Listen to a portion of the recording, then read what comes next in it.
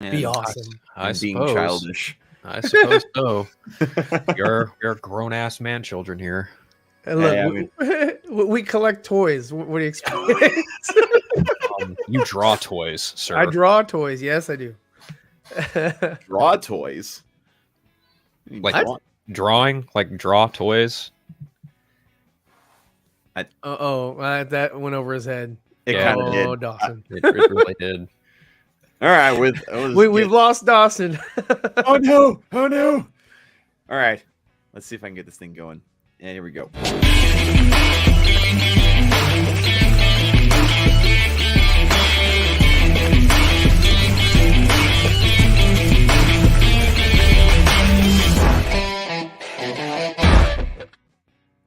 What's Hello. up, everybody? Welcome to episode 157 of the 4Nerds. Go ahead, continue. Today we're going to be talking about Lex Luthor's, Zack talks Snyderverse, and Sean Gunn casting. But for right now, let's. There was also a new trailer for Marvel's What If that dropped today. Oh, I still What If haven't season seen it. 2? Yep, that's right. Okay, cool. I just realized something. Freaking my computer, it auto corrected what Lex Luthor is spelled to Did it? ER. Oh, it's not Oh. Luthor. That's funny. Luthor. Change it right now, Luther Vandross. or else my nerd card would get revoked. All of ours would, because we're all associated with it. We need to fact check you. Yeah, yeah, it's true. It's true. It's your fault, not mine. Well, no, you do have to take all the blame. But what's up, everybody? What's up, Yark9? got Anthony Luke9 Beltray. Nerd Costa Nostra's in the house. What's up, y'all? What's up? Yarkness says, I prefer the Nicholas Hoult casting over Jesse Eisenberg. I can teach their own. It's just a casting. We haven't Yeah. seen him in the role yet. Beast, come on now. I mean, he wasn't that great in Renfield, I'll tell you that. I haven't wasn't- seen Renfield, so He I wasn't can't that great comment in on it. Warm Bodies either. That's Haven't seen that either. true. He was great in the Menu. He was. I That's like true. the In the Menu. menu. Yeah, he was great in the And Menu. I actually liked his co-star in the menu. Anya Taylor-Joy. Yeah, I actually liked her in that film. I was like, wow, she did a good job. Yeah. Just overall good movie. It's very interesting. John see, Leguizamo's in it. Yeah, that's true. York says, okay. That's nice. That's nice of you. Okay. Anthony Belcher says, hello. Nurko says, what up, crew? Hope everyone's doing well. Yep. I had to deal with some technical issues before the freaking show started. Yeah, Microphones. yeah. We didn't know if he was gonna make it. Yeah, it's gonna But die. he- We got Droga saying, what up, 3Nerds? What's up from down under? We are Oh, without- there it is. He spelled Luther. Yeah, Behind the scenes of Batgirl. Oh no. What? Behind the scenes of Batgirl. that's funny. true. No, I didn't spell. My computer changed it to that, and then I was in a rush. Dude, all right. So I was talking to Phil about this. Cortez, we were talking about this just before we got live, man. We definitely, I've heard nothing but good things. I definitely want to see this thing. I'm actually a little bit more interested in this than I am in the Godzilla X Kong coming Well, I up. just heard so much good things about Godzilla -1. Yeah. And Yeah. the I've fact heard a that it lot. was what, a $10 million budget. That's less than the budget for a single episode of She-Hulk, Yeah. which is insane. Yeah. but how they spend their money, is probably a lot different, as far as how they manage and Yeah. bring things. I mean, you can do a hell of a lot, if you put the money in the right spots, and a lot of, American, endeavors probably throw a lot of their money away to frivolous nonsense. Well, I've heard some people, I think I brought this up before, people suggesting that the MCU is just a money laundering scheme. Which I wouldn't be too shocked. I'm not going to say that it is, but I wouldn't be shocked. I wouldn't have said that for the first couple of rounds, but Sure. as of late, I'm just like, yeah, I think they have a quota. They need to turn out some content, to keep it going. Yeah, that's fair. Droga paying Ryan a huge comment saying, Hey, I like Johnny Cage. Hey, He's awesome. it's not a bad guy to Looks be like cool. Carl Urban, because Carl Urban's going to be Johnny Cage in the new Mortal Kombat movie. I know Axel's really looking Really? forward to that. I don't know didn't how know I that? feel about Carl He's Urban so being old? Johnny Cage. You didn't know that? I didn't know that. Yeah. Carl Wait. Urban's going to be Johnny Cage. I thought they were rebooting. I thought they were starting Origins or some shit. No, they're doing a sequel to the 2021 film. He's Johnny Oh, Cage. Wow. Okay. And going a much older Johnny Cage. That's That's Well, I mean, it's interesting. if he's an older martial artist actor, I mean, it why not, right? I mean, Carl Urban's fucking Carl Urban. He can do whatever he wants. That's fair. Like, that's fair. I don't know. I'm not one of would have made a great Hawkman. I'm not one of those people who outright despises that 2021 movie. I think it's got a lot of charm to it in a lot of certain ways. I do think that a lot of other characters were underserved, sure, but you could say the same exact thing about the 95 movie too. I didn't like the one character, like the main antagonist, I guess, that they created. I didn't like him. Everybody around him I liked. Yeah. But him, I was like, why are you here? And I don't like you. So I was convinced that he was going to end up becoming a new version of Scorpion at the end, but that went out the freaking window. I just kind of chalked that character up to how they handle stuff in the video games. Like, they make a new character for almost every new game, and it's either really well received or forgotten completely. So it is what it is. Yeah, I don't know. I'm really looking forward to that movie. I like it. I like the first one too. So yeah, I mean, I enjoyed the first one. Christopher Lambert. Oh, I like the 95 film, definitely. Yeah. And I like the 2021 film, but I think they both have flaws, but they both also do things well in different ways. Like, I probably even said it here before, like the 95 film totally shafts Sub-Zero and Scorpion, but the 2021 film utilizes them almost perfectly. But in the 95 film, the main cast, where you've got Liu Kang, Sonya Blade, Johnny Cage, Kano, like, great. Right? Then you pull to the 2021 film, and it's like they're a little undercooked in certain respects, minus Kano. Like, I thought Kano was great in the 2021 film, but I also think that like Raiden and Liu Kang and who else? Kung Lao was pretty cool, but he didn't need to die. But yeah, I feel like, you know, there were a lot of things that both films got right and got wrong. There really is no definitive Mortal Kombat movie, in my opinion, yet. Finish him. Right. I still think the best scene in that 2021 movie, where I'm right with you, Phil, where I enjoy it. There's some problems with it, but the opening scene is by far the best scene in the movie.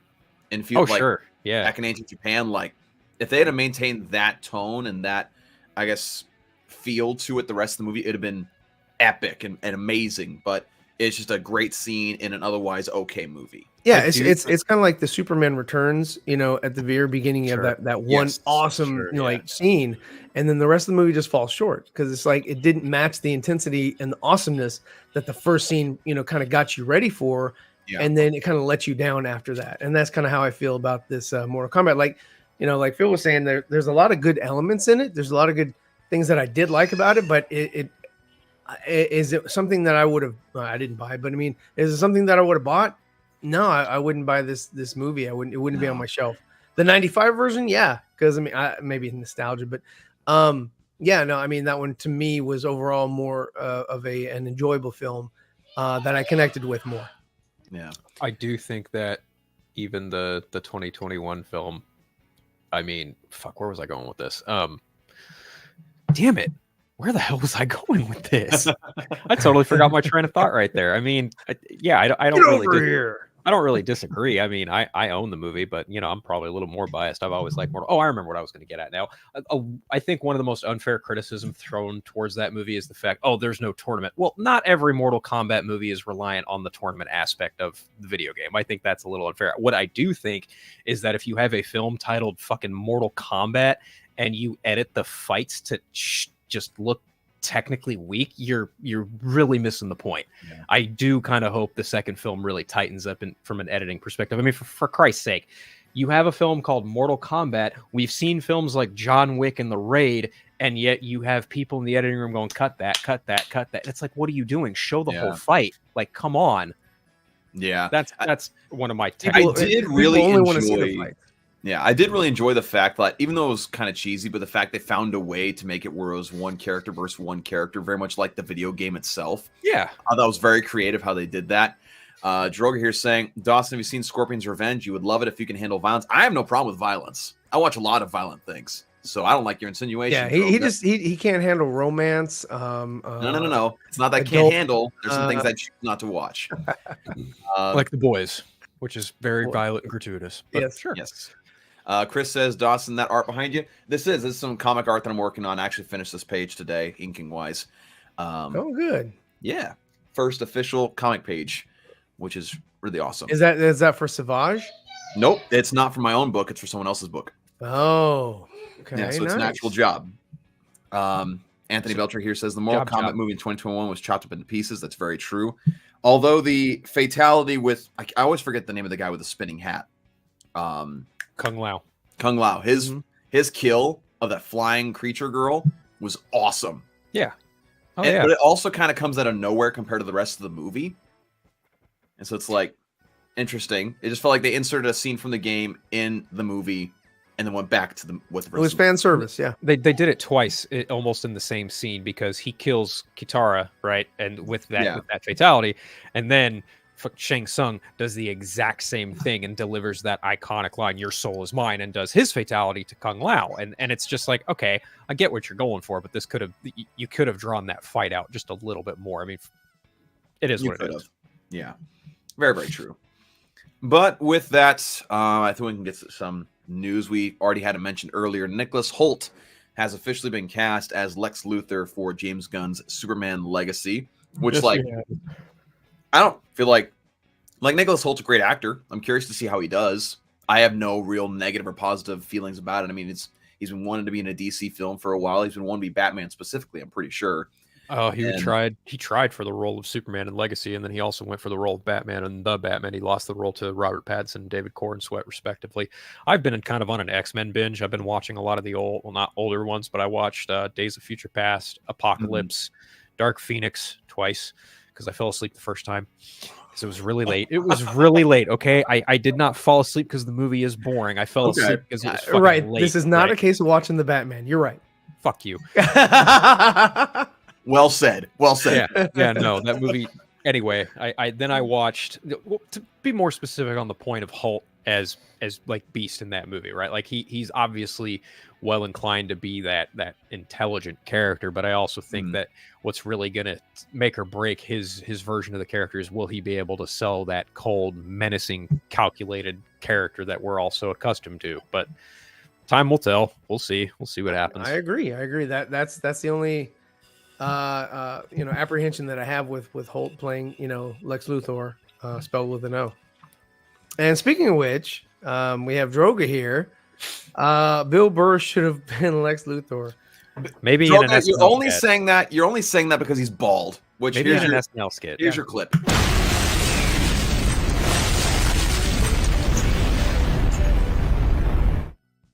Maybe in an SNL skit. Maybe. I always thought that what's his name from Back to the Future should have played. He was also the Phantom. What's his name? Billy Zane. Billy Zane. I always thought that he should have been a Lex Luthor because I just thought he really embodied the character. I mean, people watch really the animated version. I feel like people watched the Titanic and saw Billy Zane in that and went, "Damn, he'd make a great Lex Luthor." And it's like, yeah, no shit. Yeah. He absolutely would. I get it. And it 20 years ago, it would have been. Honestly, he would have been a great Lex Luthor against Nicolas Cage's Superman. Yeah.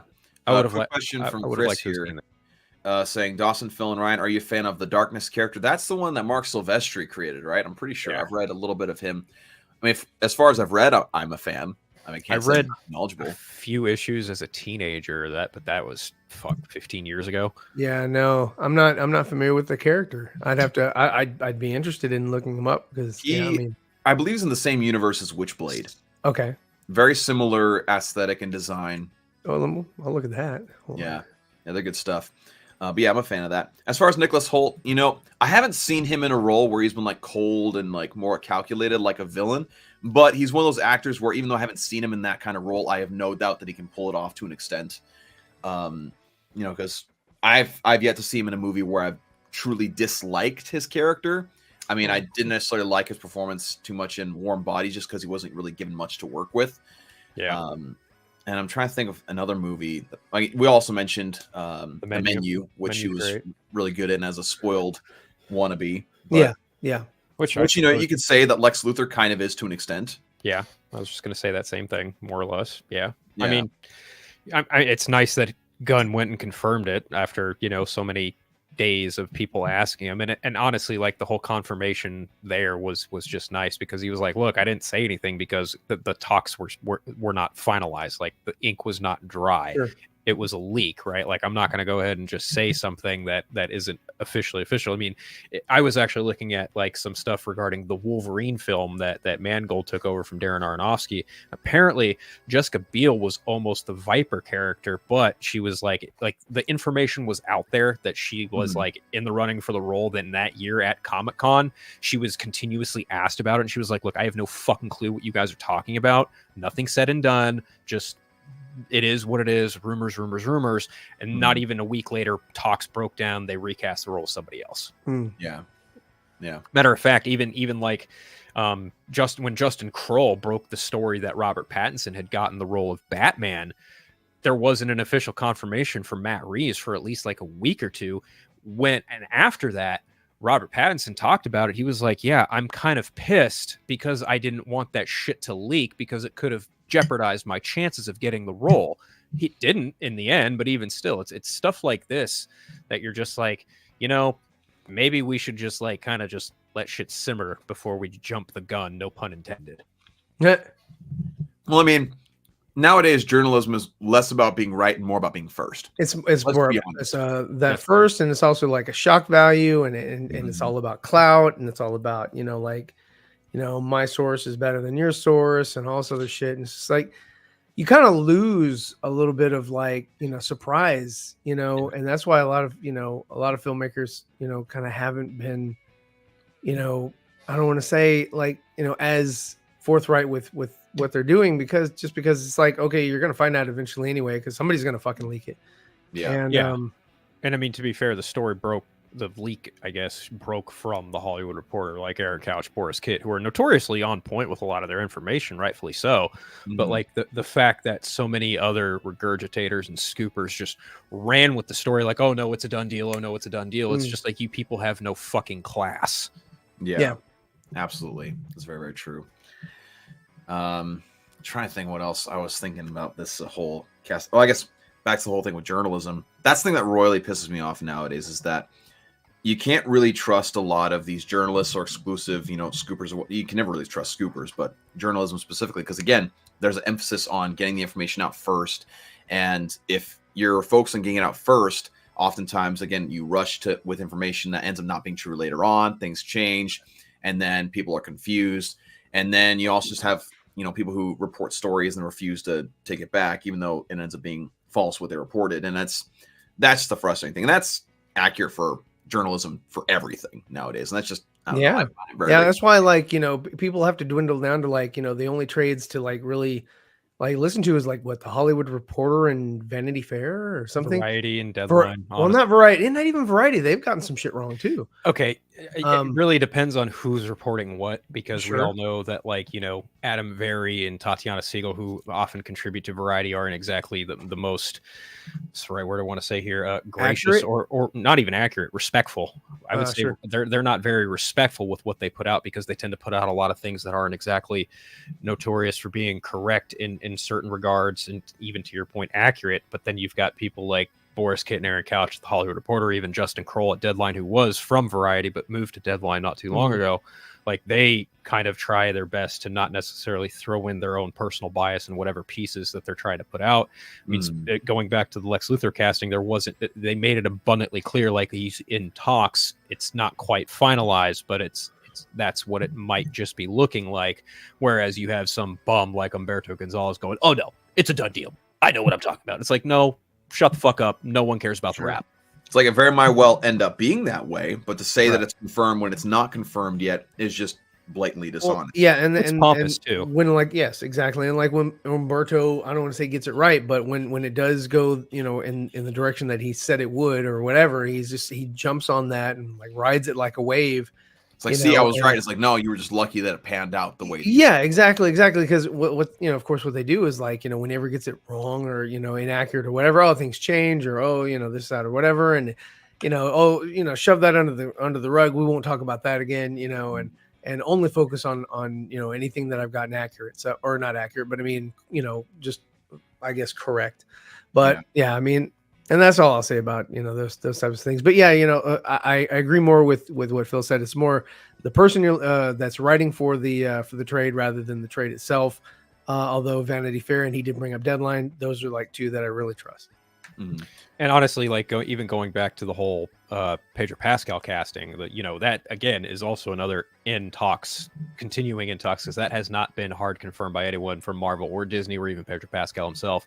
But the story came initially from Daniel Richman, and then Hollywood Reporter backed the information up with people they know, and that's why that story got traction. But if you look at a lot of the stuff that Daniel Richman's been saying lately, like for example, how he's trying to say that Supergirl is for sure going to be in Superman Legacy, that's a pretty easy throw shit at the wall thing to come up with, because obviously she's got a movie in the pipeline, and if Gunn wants to get a universe cast at some point to kind of nail down these characters, he's more than in his creative right to do so. But that said, I feel like if he was going to do that casting, you'd want to nail down a director for that movie too. That way that decision can be kind of a co-joined one. Like, for example, you haven't seen James Gunn say a damn thing about Batman other than just debunking things about Brave and the Bold, because I'd imagine that whatever happens with Brave and the Bold would be a joint decision between him and Andy Muschietti, who's still tied as director to that project.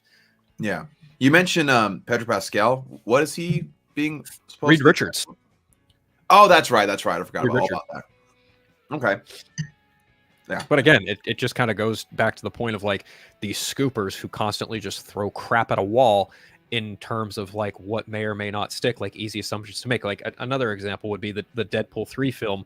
If I'm not mistaken, I believe Daniel Richman has also been saying like, X-23 from Logan is going to pop up in the movie, and as well as Magic, Anya Taylor-Joy is going to pop up from New Mutants in Deadpool 3. And it's just like, well, I don't see anyone else running with that, so I'm not inclined to believe you, because you're just making really easy assumptions that people would most likely love to see. See, X-23, I can see actually happening, but Magic in a utterly failed New Mutants movie, no chance that she's going to be in that. In my opinion. I feel like that situation specifically with like the character of Magic and Anya Taylor-Joy, I think someone's just trying to ride on the coattails of the upcoming Furiosa. I feel like there's traction there with that actress being kind of a commodity at the moment, and people wanting to see a version or like that character kind of make a reprisal.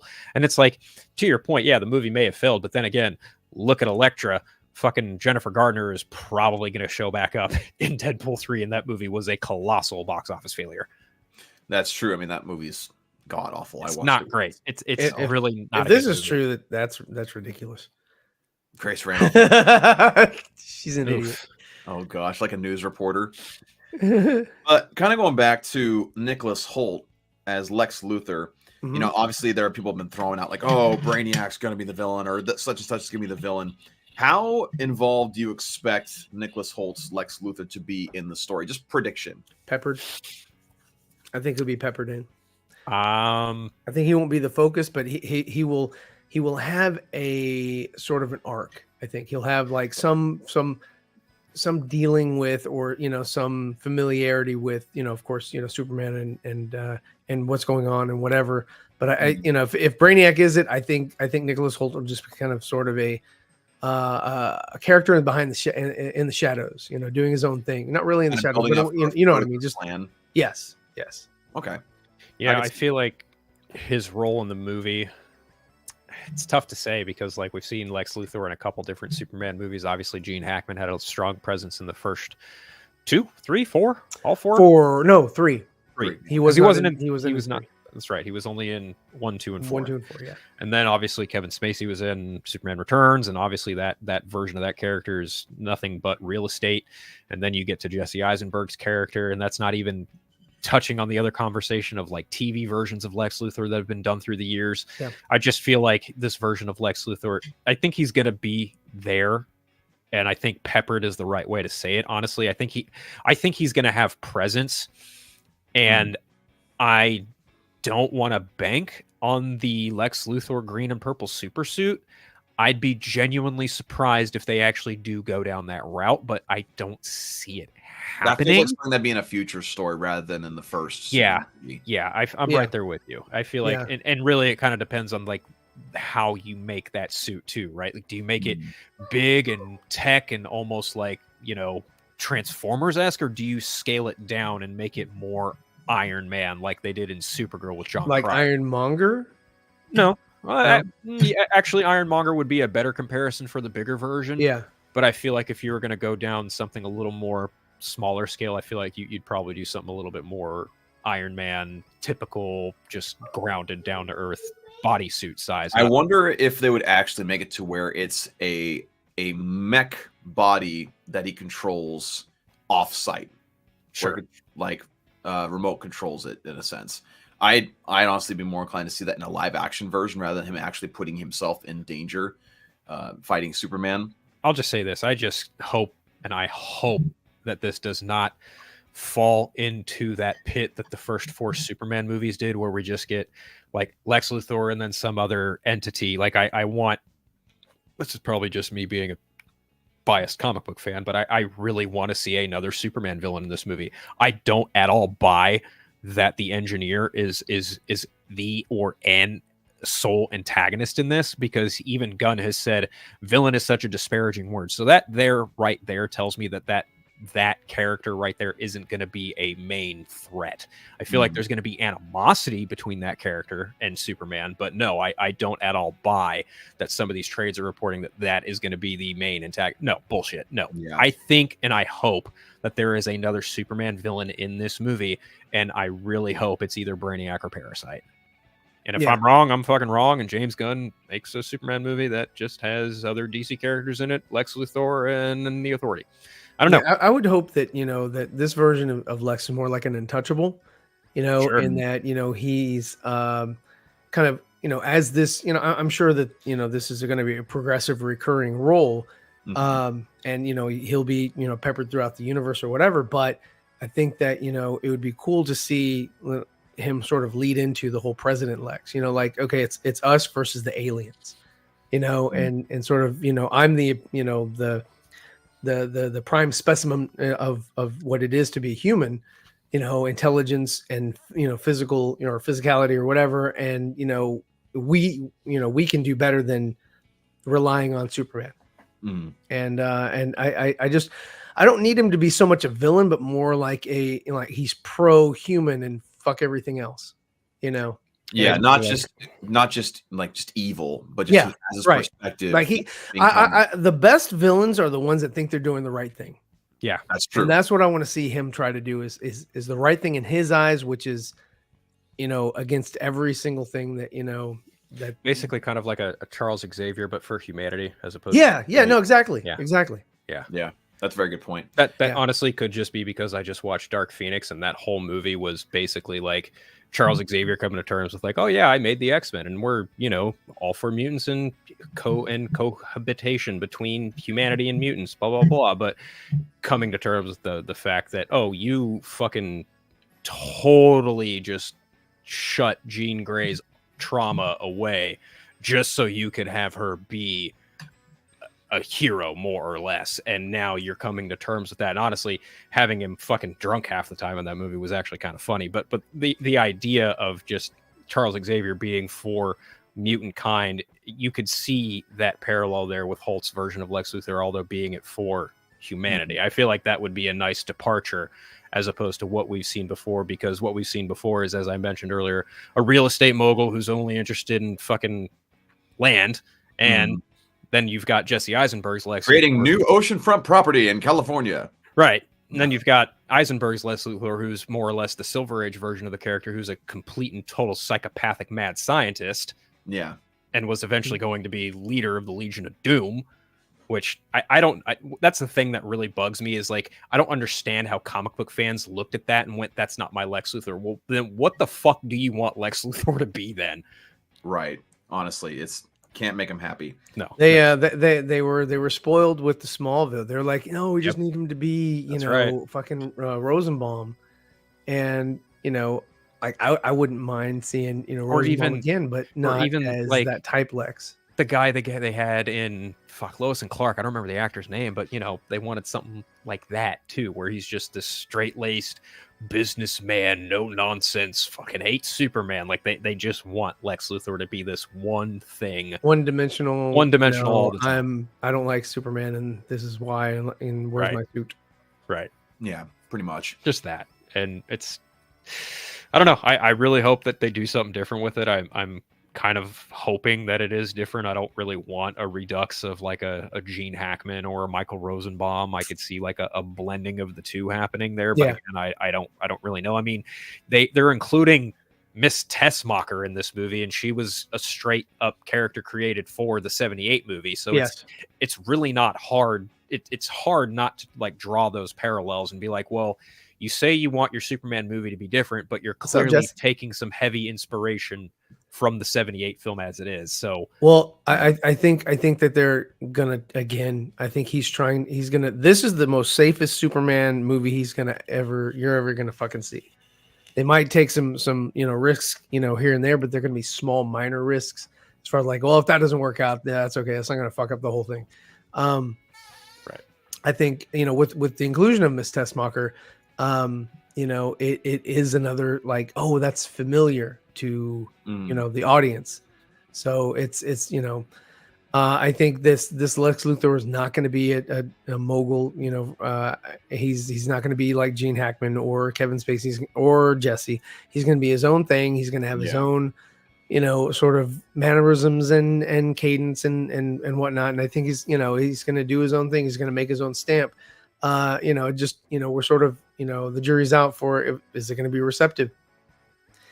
Yeah. That's the main thing is like, because, I personally really enjoyed Jesse Eisenberg's Lex Luthor. It was a good departure from, the really corny Gene Hackman version. And then, the sort of more slightly serious version of Gene Hackman's Lex Luthor with Kevin Spacey. I like certain things that Jesse did, and I don't like certain things he did. I think that the strongest thing for that was going for Lex Luthor in these movies that Zack did was the dialogue. I think the dialogue for Lex Luthor is fucking spot on. I think some of the choices that Jesse made in performing, I didn't agree with, and it was like, no, I see what you did there, but but the dialogue is fucking like, oh, that's definitely Lex Luthor. That's how he would speak. That's how he would talk. That's the words that he would choose. Yeah. So. And then Sammy here has a comment saying James Gunn's gonna have a tough time topping Man of Steel action. That's my main concern for me, is like a Superman movie for me has to have elements of exciting action. And when you have stuff like Man of Steel and BVS action with Superman, it's like, what are you gonna do to top that? What is gonna be your version of the plane scene in Superman Marvel's been doing the same damn thing ever since Man of Steel came out, just taking all kinds of fucking action sequences and just redoing them and putting them out there, and it's just like they're just going to continue to do that. So I think the action is going to be in maybe very Snyder-esque, as far as like it's going to be like it's going to be very similar to that. And that's why, again, I think it's going to be very safe. I think the thing that James is going to focus on are the choices that this particular Superman makes. I think that's going to be his main difference. He's not going to let his dad die in a tornado. He's not going to snap Zod's neck. He's not going to do those things. He's going to be safe. He's not going to take chances or risks. I can agree with that. Yeah, I'd be surprised if he took any kind of risks like that, which to me is like, my main philosophy is if you're not taking risks, you're not creating art. But we'll see how it's received, personally. I mean, when I think about James Gunn making a DC universe, the word that comes to mind the most is probably pulp. It's going to be very pulpy. It's going to be very colorful. It's going to be, it's going to have its blending moments of, brightness, but it's also going to have some dark levity to it. It may not be as realistic as, say, something in the vein of like a Christopher Nolan or a Zack Snyder, but I feel like it's gonna touch on those human moments, but it's really gonna be evocative of that of how comic books have been generally perceived over the last 80 years. Well, if you remember the last Guardians of the Galaxy, right? There's this whole thing about somebody's gonna die. Yep. And everyone's like, "Ooh, who's gonna be?" And it turned out to be nobody. Well, then as soon as they introduced the med packs, you realize no one's actually going to die in this movie. No one's going to die. Asterisk. Nobody important from the main cast was going to die, right? Because he killed off, Lila and those other two characters that were friends with Rocket. That's really about it. Yeah, those are the only characters that died in that movie, even though the marketing practically foreshadowed and led a lot of people to believe that either both, if not one or the other, of Peter Quill or Rocket were going to bite the bullet in that movie. Well, it's just like in this new one, Crypto's not going to bite the fucking bullet. You know, Yeah. he's safe. He's there. He's gonna survive. Supergirl's there. She's gonna survive. Cal will be there. He's gonna survive. No, there's no death. No death here. I really like this comment from Desert Eagle. I'm assuming he's referring to Jesse Eisenberg's Lex Luthor, saying, "Remember though, this was Lex Jr. The scene with Lex and Deathstroke was the closest we ever got to Lex Luthor in full force." Sure. That's a very good point. That's very, very accurate. Let's see. With that, I guess we can kind of transition to another casting that was announced for James Gunn's DCU. You know what's funny, real quick about that is he also recently, within the last 24 hours, also debunked that he has not, in fact, spoken to Kurt Russell about being Jor-El. I saw some conflicting reports on that. But the one that I'm referring to is Sean Gunn portraying Maxwell Lord, where, for those who don't recall, in Wonder Woman 84, that role was portrayed by Pedro Pascal. I'd be okay with fucking what's his name? You were just talking about him. Kurt Russell. No, Kurt Russell being Pa Kent. Yeah, we've talked about that here on the show, that he'd make a great Pa Kent. I think so. I could see that over Jor-El. Like, you know, he was in Sky High. He was Mr. fucking I forgot his name in that, but we've already seen him as kind of the dad. He was basically Superman in Sky High. Pretty much. Basically. More or less. And like, you know, even having him be Jor-El just feels like a retread of ego all over again. And I feel like that is something you'd want to abstain from because for obvious reasons. But having him be Jonathan Kent, I think so. I think that'd be the smartest, smartest move. Mm-hmm. But yeah, no, sorry. Just Phil brought that up, and I was like, man, let me get in there before we change gears to Sean Gunn. Which go ahead and finish that off. Sean Gunn is cast as who? Maxwell Lord, and Anthony Beltrez reminded me that it hasn't been officially confirmed yet, but it was reported by Deadline. Yes, and so it's about as official as you can get without being from James Gunn's mouth. Which, real quick, let's bring on Brad. What's up, Brad? How you doing? Guys, and of course my new screen name that I'm sticking to in perpetuity. Scar Giver. That's fair. Nice. I love it. We're just getting into the topic of Sean Gunn being cast as Maxwell Lord for James Gunn's DCU. Because we were talking about Nicholas Hoult as Lex Luthor, and we were just discussing the rumor of Kurt Russell being Pa Kent, which has been debunked. Gunn, shot that down himself. Yeah, and so. As far as Maxwell Lord and Sean Gunn, I mean, you go from Pedro Pascal to Sean Gunn. I mean, I've seen a lot of people saying, like, downgrade or whatnot. And, like, I personally don't see Sean Gunn as Maxwell Lord. But at the same time, it's just, like, Maxwell Lord's not really a character that I have ever really cared about, ever. Sure. And so it's like... Yeah, I could see both sides of it. I mean, and, he was definitely a highlight of Wonder Woman 84, which, I mean, I know that's definitely got divisive reactions, to put it gently. I'm kind of on any kind of casting news, really on anything. I tend to be kind of, my default position really tends to be, it's like, let's just see what they got. Let's wait and see what they have. And that really, I would say that probably I would extend that, including to Sean Gunn on Maxwell Lord. Yeah, I can agree with that. Yeah, I'm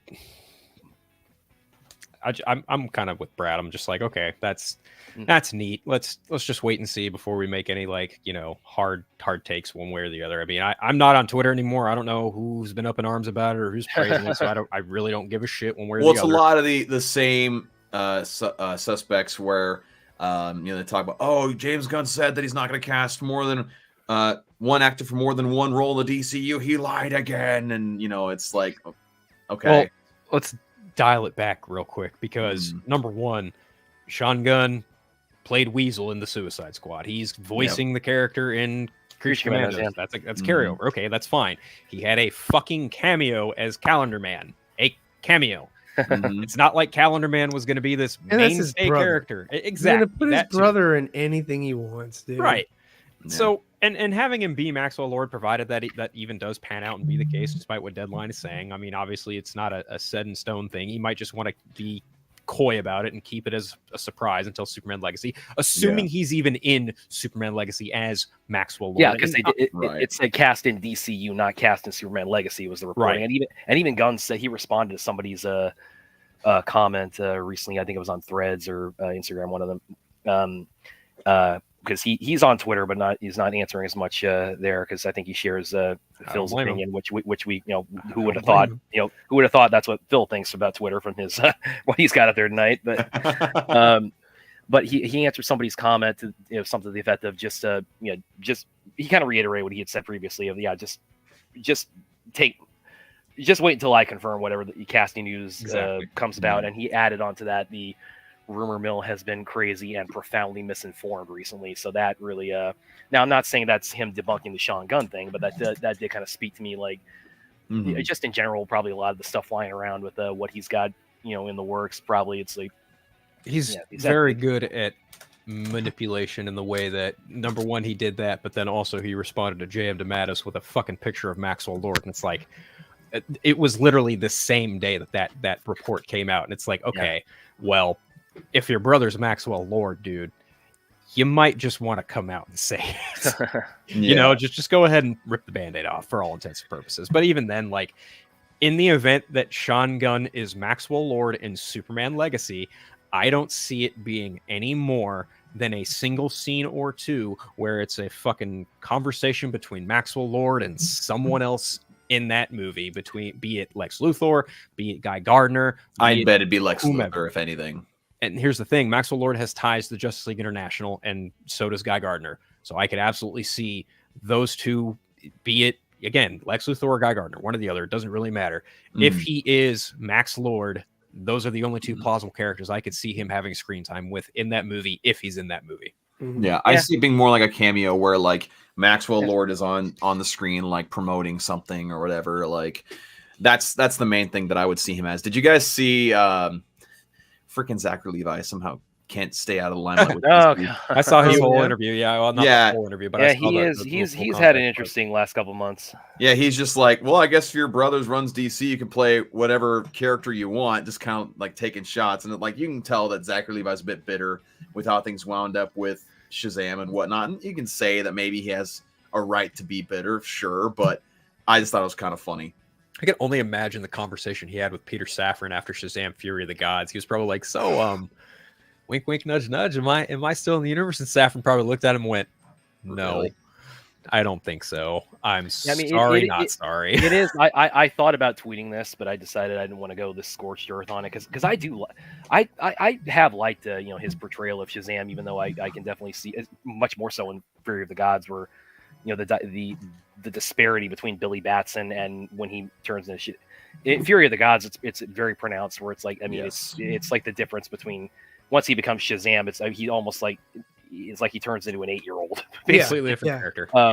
But I do still like both the movies, and I do like his portrayal of the character. But having said that, I thought about tweeting this. I decided not to. When he made that comment about Gunn and Sean Gunn, the perceived nepotism he's maybe referring to there, I thought about saying, maybe this should shine some light on why The Rock didn't want to get too tight with Shazam with his Black Adam plans.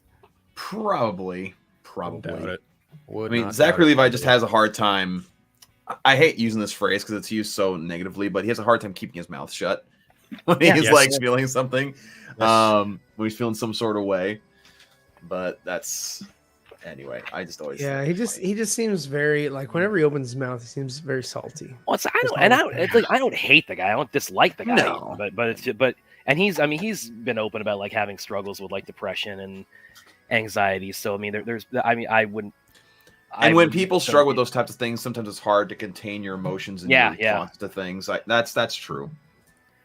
So, it is what it is. And obviously, it was released in a very unfortunate situation with how things have unfolded for the DC movies this year. But he had a lot going against him in both movies. Like, number one, the first movie that came out, it was during this whole time when people were just at odds with this whole thing with the DC extended universe, and how he wasn't a part of it, but they referenced it in the movie. It also was sandwiched between Captain Marvel and Endgame. So he was kind of the middle child during that lead up to Endgame. Yeah. And that also did affect his numbers and people going out and wanting to view it because of the name change, Captain Marvel to Shazam and all that shit. And then you had, the second one come out, and it has no fucking connection to, Black Adam at all. And that movie was coming out the same damn year. And then you had, Lucy Liu and Helen Mirren with brand new characters nobody gives a shit about. And then the little girl in high school for no reason. She was there, and it was disjointed and didn't make any sense. And it was like, okay, where are you going from here? Where can you go? And all the damn kids are aging out. So it's like, you got so much going against you, and he's sitting there, jumping out. Oh yeah, Snyder Cut doesn't exist. And then it comes out a couple months later, and it's like, okay, your foot in your mouth. And then he said some shit about, The Rock. After that shit, happened or whatever. The Instagram one was the worst. The Instagram video was the absolute worst. Not only that, like his whole, like when he reshared that bullshit article from Umberto, basically say, I don't remember exactly what he said, but basically like pointing the finger at Dwayne Johnson, being like, yeah, he's the reason why Shazam and Black Adam didn't happen. It's like, dude, drop your fucking ego. If anything, maybe The Rock didn't want to work with you because you're being kind of a prick. But I don't know. Yeah, that's exactly what I almost tweeted. But again, it's like I didn't want to kick the dog while he's down. It's like, dude, I don't know you personally. I'm not sure if I honestly don't know what would happen if I went to a Comic-Con and saw Zachary Levi there. I'd probably just be like, hey, and then go about my business. I truthfully do not know if I would have anything like cordial to say to the guy, because again, he like, I like the first Shazam movie. I do. I thought he was great in the first one, but the second one, there is a very clear big difference between him and Billy Batson as characters. And it's just like, if there was one thing that I was just not a fan of in the Shazam movie, it's the lead character. And honestly, I feel like he's trying really hard to be leading man material when he's just not. That to me has always kind of screamed like the fun side character doesn't take up a lot of the focus. Like, he's almost kind of like a Andy Samberg in a sense. Yeah, sure, I can see that. In his effect, I can see that, but that to me, that doesn't really reflect so much, his performance in Shazam 2. That goes against the director. That's true. The director is the one that is on both. Sure, yeah. I mean, you've got Zack, giving his performance, and he gave the exact performance that he gave in the last Shazam. It's like, okay, wait a minute, you're supposed to age up as well. You're supposed to go through adolescence and not be trapped in an 8-year-old's mind. That's not what you're about. Wisdom of Solomon. My biggest gripe with the second film is like, you can clearly tell that all the other Shazam family, like, they felt age appropriate when they promptly turned into their characters. But then you've got him at the forefront of the Rock of Eternity holding a fucking iPad trying to tell him how to play ball like a sports team, and it's like, this Billy Batson doesn't act like this in the real world. So I don't at all understand why he would take this upon himself to do this in the Rock of Eternity. Again, to Ryan's point, fucking wisdom of Solomon, dude. Like, utilize it. Like, do they know who Solomon is? Do they know what he's Solo Man, which was funny. Solo Man was funny, but it all falls on David F. Sandberg. At the end of the day, it's like that's his. He directed it. He made it. He's the one that said, "Hey, this is what I want," and his talent. He's to give him what he wants. And so garbage in, garbage out. It's almost like Wonder Woman 84. Like that. Exactly. Lot of the fault in that movie. You could make the debate. Yeah, it does fall on Patty Jenkins at the end of the day, but at the same time, it's like you have to like take a glance at the writing of that film too. She did not write that movie alone. A lot of the problems in that film fell hard on the story and the script. And who'd she write that movie with? Oh yeah. Fury of the Gods, same thing. The story, the narrative wasn't strong. Don't even get me started on the script for Fury of the Gods, because Henry Gayden just, you know what? I'm going to shut up. I'm going to shut up. One of the last people to block me on Twitter. One of the last people to block me on Twitter was Henry Gayden for very specific reasons. Look at fucking Black Adam. The one of the major problems with that is the writing. It just Black Adam is my favorite of the three. It's entertaining, but it is littered with flaws, and the biggest problem that they didn't go for is they did not make him a fucking villain. I don't give a fuck about this anti-hero bullshit. If what you want or what you need is a strong villain for these other characters to have to, like, how the fuck are we going to take him out? By the way, Yeah, sorry, quite a quick interjection. This is sort of off topic, but Phil, I don't know if you were following Greg Weisman on Twitter. I was. Where you got, yeah. Well, I'm pretty sure he got hacked because what's on his Twitter and what his @ is now is ooh boy. What's up? What's up, Dwayne? I don't even know if I want to know, but like to Ryan's point, the Black Adam film would have benefited from not having Sabak in it at all and just having Black Adam be the main antagonist and basically turning the superhero film genre on its head with that film. There was an opportunity there for Black Adam to really make himself be this impossible force that some characters just can't deal with, and you had an opportunity there to showcase just why he is the way he is, and they just went the safe anti-hero route, and it's like yeah. And then they had him working with the Justice Society instead of against him as a huge threat. Well, they had advertised it as like a Black Adam versus JSA situation, and that would have been cool to see that had they actually fleshed out the characters and we actually knew what the hell was up with, because the JSA, all those characters were charming. All those characters I liked, and I loved Hawkman. Hawkman, Dr. Fate, Atom Smasher. Oh yeah, that Dr. Fate scene at the end with Sabak is just glorious. Yeah. See, here's my problem though, is that half of the JSA in that movie you learn Jack's squad about, and you're not really given time to care about, and that's Atom Smasher and Cyclone. You learn a little bit about Cyclone, but it's like very surface level how she got her powers. Like, this is why she care about her. Like, no, I need to know a little bit more about them. They were just kind of thrown in, and they were just suddenly there. Yeah, Cyclone felt more thrown in than Atom Smasher. But Atom Smasher got a bit of an edge there because he had a Henry Winkler cameo as the did. first Atom Smasher. He did. So that was cool. It was still, but even still, like, but it still felt so surface level. It's just like he was like, "Oh, thank you for lending me the suit." It's like, "Oh yeah, no problem." And it's like, okay, so. That's it. It was a little bit meta too when he's like telling Henry Winkler. See, I remember I used to watch you on TV. Yes. Yes. Yeah. That's I don't know. I kind of go back and forth between like what of the three between Shazam, Black Adam, and Fury of the Gods, which one I like the most. I'd probably lean with Brad on that. I'd probably like Black Adam the most of them all. Yeah, it's the most enjoyable. Fury of the Gods. I just haven't cared enough to sit down and watch it. The problem that Dawson has is that kid on the skateboard. I can't stand that kid. I mean, I'm sorry, not the kid. The writing for the kid and the way they incorporated him too much. Way too much. And he's like, it always takes me off because like they had this heroic, or what they thought was me a heroic shot. The kid riding it on a skateboard, it's just his head hovering over the cars, and it's just like him riding a skateboard. Like, what's up? I'm here to save the day. It's like, who the freak are you? Why are you still here?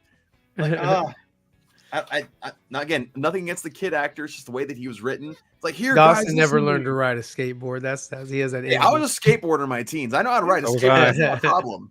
I like the kid. I knew exactly what character he was supposed to be for going forward in the comics. I knew exactly what they were going for. So I get it. I'm probably in the minority on that, and that's totally fine. But like, I understand the criticism. That's all. But like, he starts speaking, and everybody just stops and listens to this random kid. It's like, why is this? Nobody listens to children. Yeah, nobody listens to children ever. I mean, they're like, we're gonna follow this kid into battle against these demons that are rising. Yeah. Yeah, let's rally behind the child.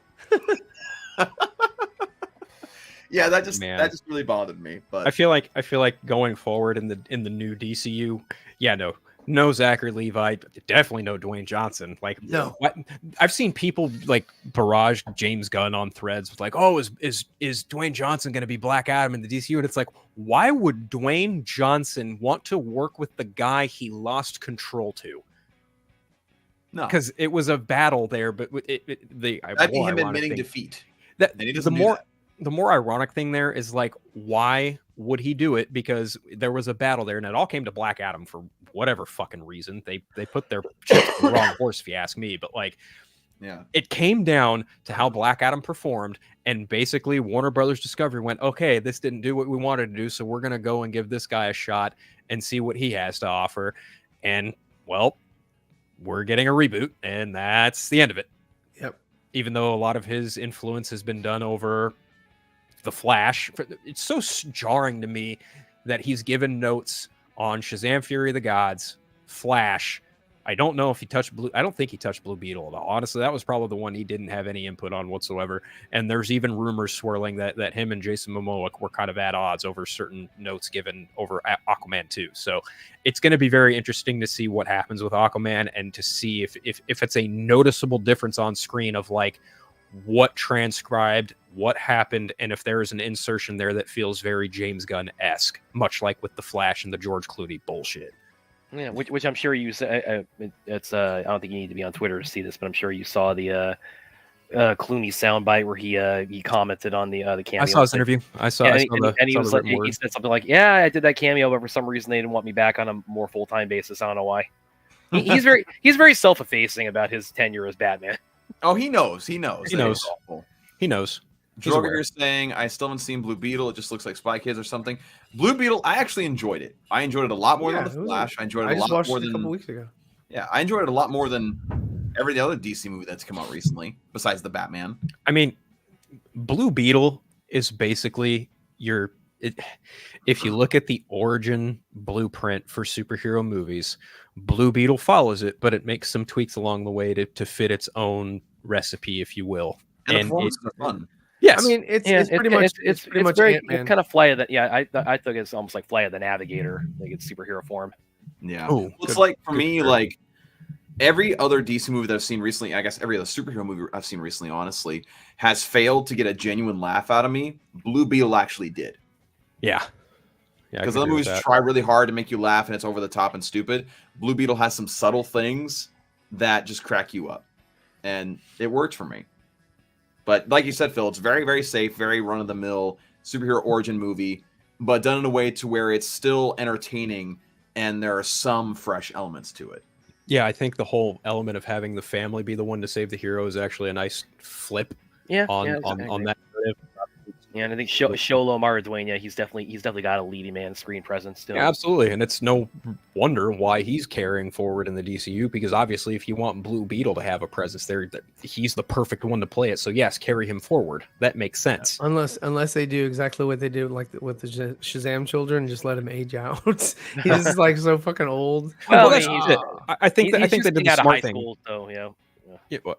College, actually. College. Oh, yeah, college. He graduated college, yeah. So now you don't really have to worry about going through those typical tropes of like, oh, he's a high schooler trying to figure his shit out. No. He's an adult now. He's gonna figure some shit out one way or the other, and it's gonna be a little bit more interesting because of it.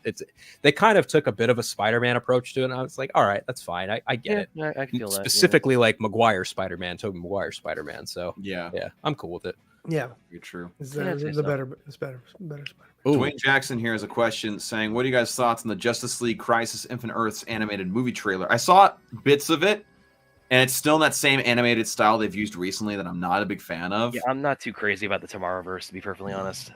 Yeah, I think this is a perfect ending to this universe that they had. It had a short run. it just had a short run. I think this is the last 3 films or animated films, and then that shit's over. So they're gonna start it up fresh after that, and that's what I'm most excited for. It's not really the Infinite Earths itself. It's just what's gonna happen after.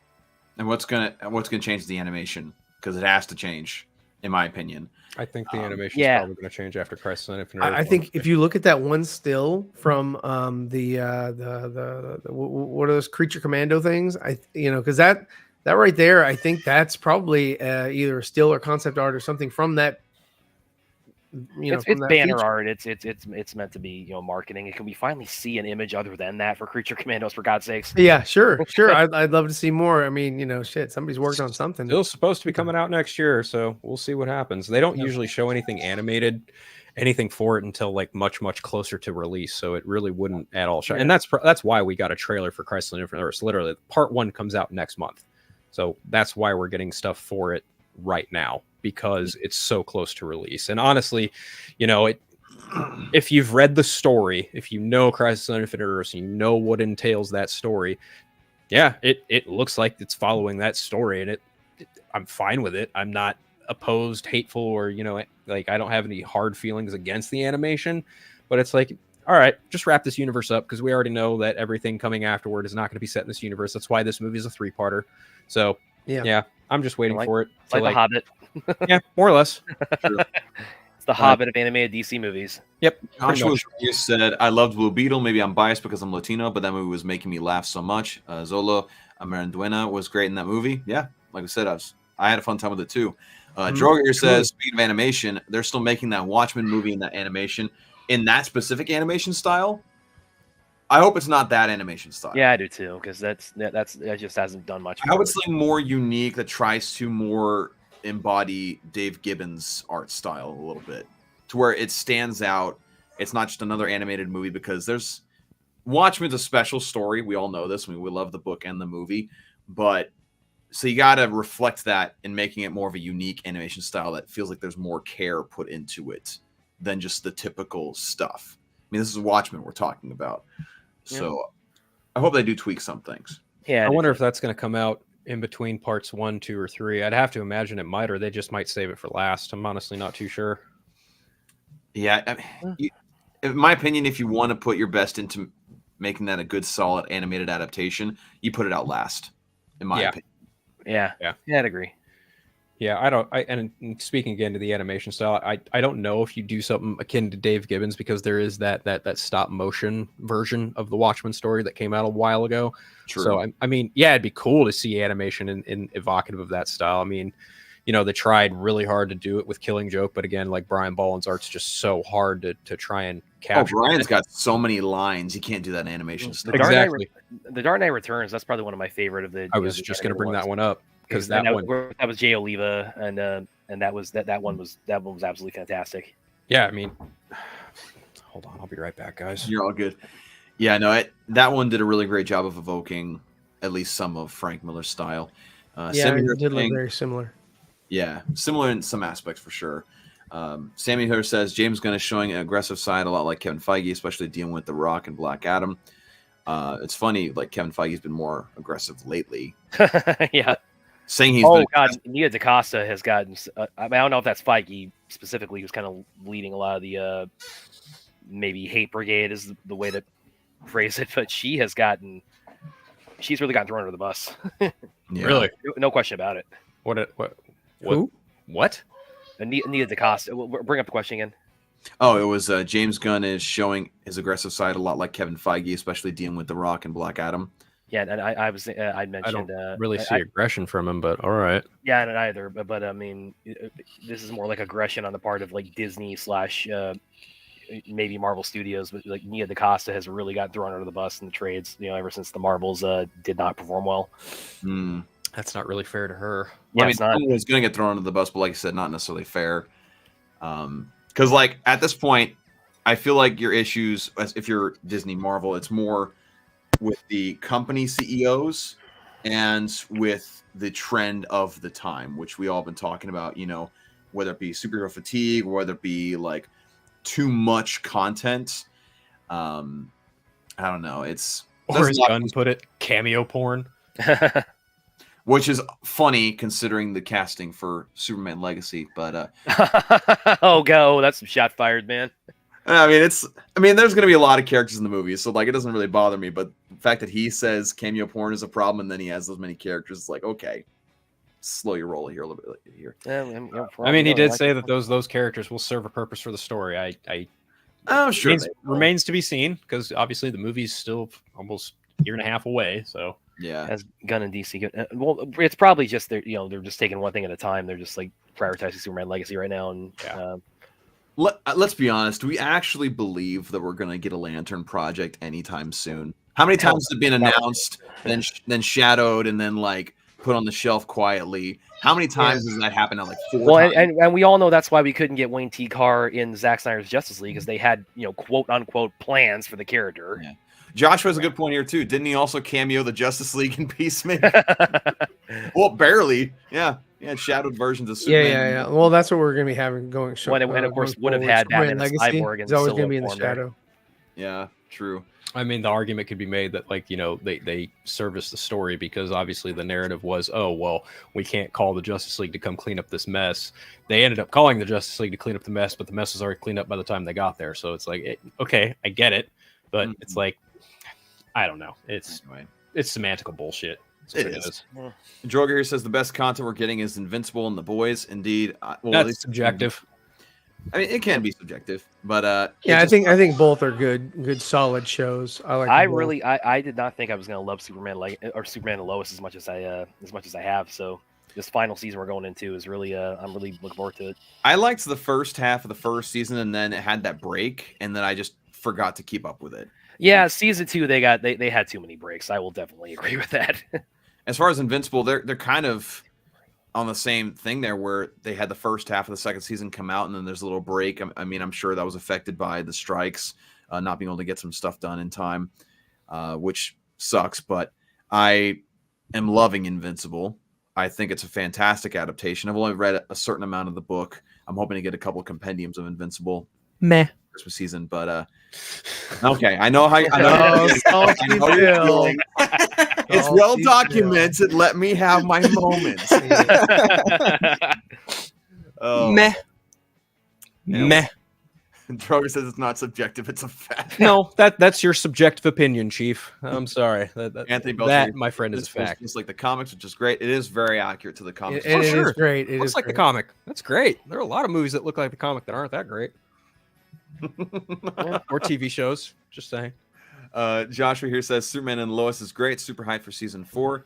And again, I didn't necessarily lose interest. I did. I lost interest. Oh, I'm a Superman fan, dude. I lost. No, I think the show is like the thing I love about the show is really how inclusive it is in terms of it makes all these nods and tributes to like really every different iteration. It's got whether it's Cavill or Reeve or Welling. I mean, it's not which is really interesting because so many of Zack Snyder's detractors, they play that clip over and over of him catching the car in the pilot episode and saying, yeah, that's what what he didn't get right. And every time I see it, I'm like, you guys so did not watch any further than this one part, because I have seen every episode. Freaking Brandon Routh had the same damn shot. Yeah. And plus, can you not tell Action Comics #1 that he's not saving that car? He's throwing that car. He's actually throwing the car. Yeah, he's destroying the car because the guys were basically assaulting Lois Lane. But the problem is the guys, the detractors, they have an issue because their eyes are crossed when they're looking at this shit, and they can't uncross them until they get their point across. My biggest issue with Superman and Lois was like I bowed out after like episode 11 or 12 when they revealed that new Morgan Edge wasn't exactly like Morgan Edge. It was some like Rao character, and he was it's Superman's brother. I was like, this is fucking stupid, and I just like bowed out. I'll part ways with you on that one, man. I really liked the cinematography in the first, 5 episodes, the first half of the season, because it seemed higher quality than the rest of the CW that I'd seen at that point. Yeah. And so I really enjoyed that part. It's just when they took that break, I just forgot about the show, and then when it started airing again, I was like, oh crap, well, I'm behind now, and I didn't really have the huge desire to take the time to keep up. Not to say that the rest of the show isn't great, because I don't know, but I just didn't. Well, like I said, it's like they had these inordinate number of gaps when they were doing season 2, which I'll agree, that really hampered their momentum and in season 2. But it's I was really impressed because Tyler Hoechlin on in his Arrowverse appearances, which I suppose this is a spoiler. They do establish Superman and Lois that is not within continuity with the Arrowverse shows. This is a different Superman on a different Earth. Yeah. But when seeing him in the Arrowverse shows, I wasn't feeling him when he was on Supergirl, even necessarily in on Crisis on Infinite Earths. Because let's be honest, who really felt that Supergirl show in general? Like you did? Okay, fair enough. But it's like I guess it took him getting his own show where he's raising 2 teenage sons and dealing with all these other issues. Oh yeah, that stuff is great. Yeah. When they tried to again do the whole brother thing, I was like, this is stupid. I just couldn't. I was just like, this is. Well, his suit is a major upgrade. It drove me crazy. Yeah, I don't know. I've heard it gets progressively better as the seasons go on, but I've seen clips and stuff, and I'm just like, okay, whatever. I'm assuming you've seen clips of Doomsday. Yes. Yeah. And that's the cliffhanger they end on. And they do a similar kind of thing too, also that Zack did, where it's Doomsday is created from a dead Kryptonian. Yep, I'll leave it at that. Saw that too, and I was like, which I that's another thing I think too. When certain people. Wait, what wasn't it also not only created through like a dead Kryptonian? Wasn't it also at the behest of Lex Luthor? No, yeah, it was Lex Luthor. Yeah, okay. Exactly. I rest my fucking case. I just going back to the whole, these fucking gatekeepers are so happy he lifted the fucking car, did the thing. Yeah, it's the exact point I was going to make, where it's like, and they think that this show is meant to be a refutation of Man of Steel and BVS, and it's like, you guys did not watch any further than that clip. No, they did not. And then they see shit like that, and they're like, oh, this is so fucking amazing. But then they look at BVS and they're like, this is so fucking bad. I'm like, you guys are fucking dumb.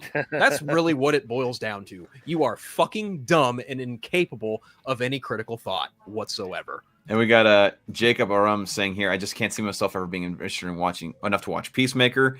I tried the first 3 episodes, couldn't stomach anymore. I haven't tried one. So I made it through all 8. You did? Surprisingly. Yeah, even after you spoiled it, yeah. I did spoil it. I haven't watched a single episode.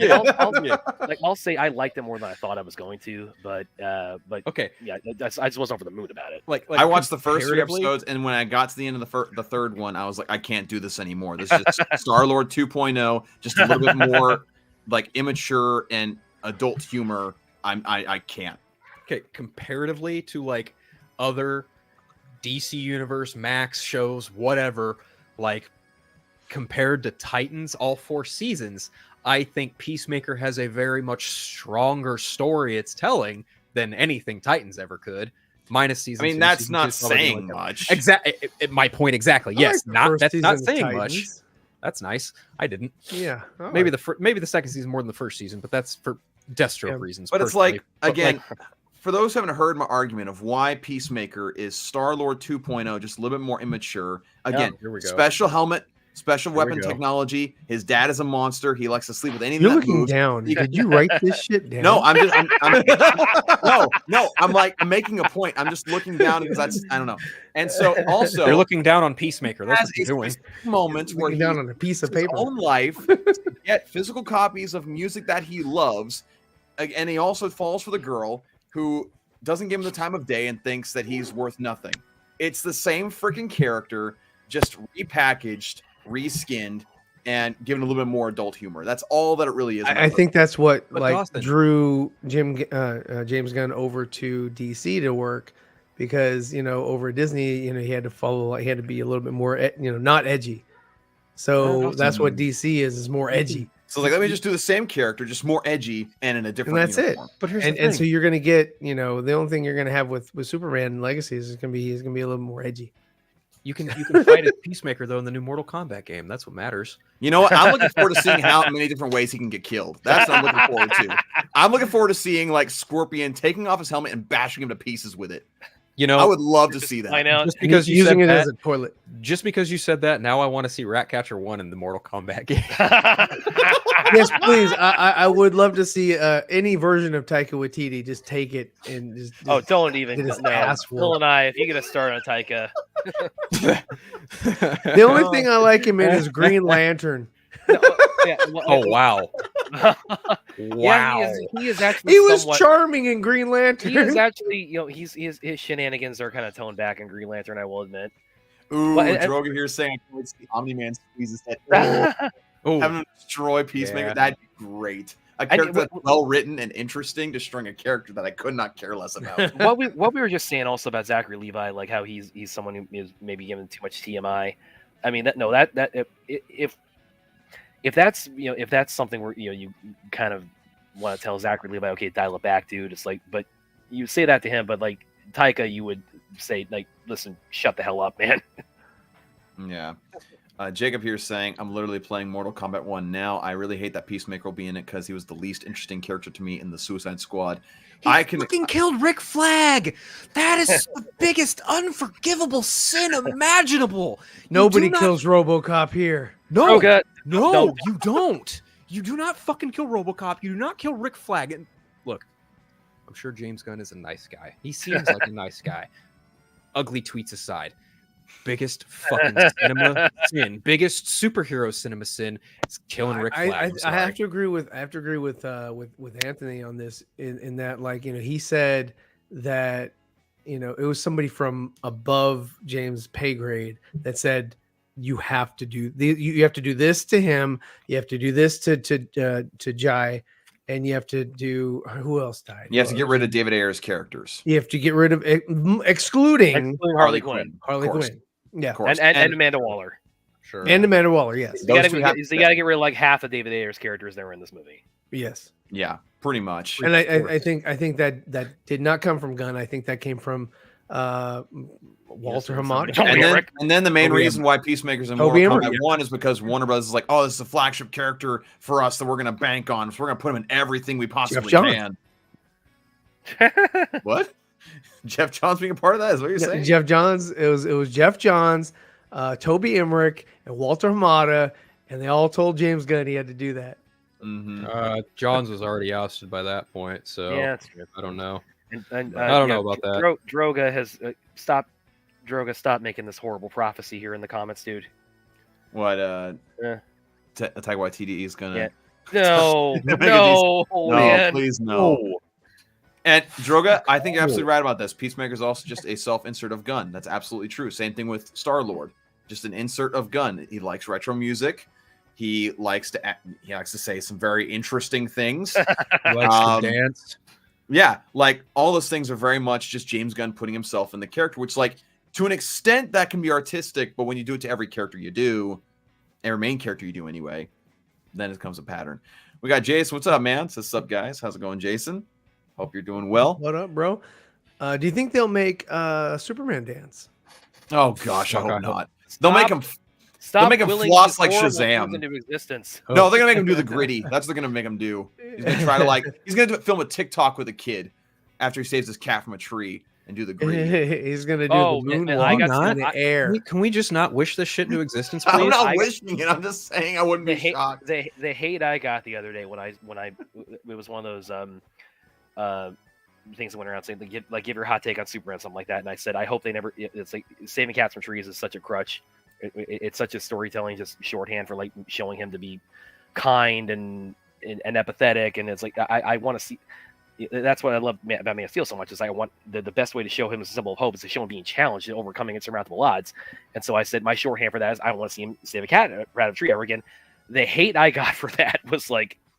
I mean, I loved when like Mr. Incredible saved the cat from the tree. That shit was amazing. Don't, Droga. He's gonna forget to put on his naked. Well, I mean, we got Batman naked in Zack's films. So. He was taking a shower. That's different. Well, Cal can take showers, can he not?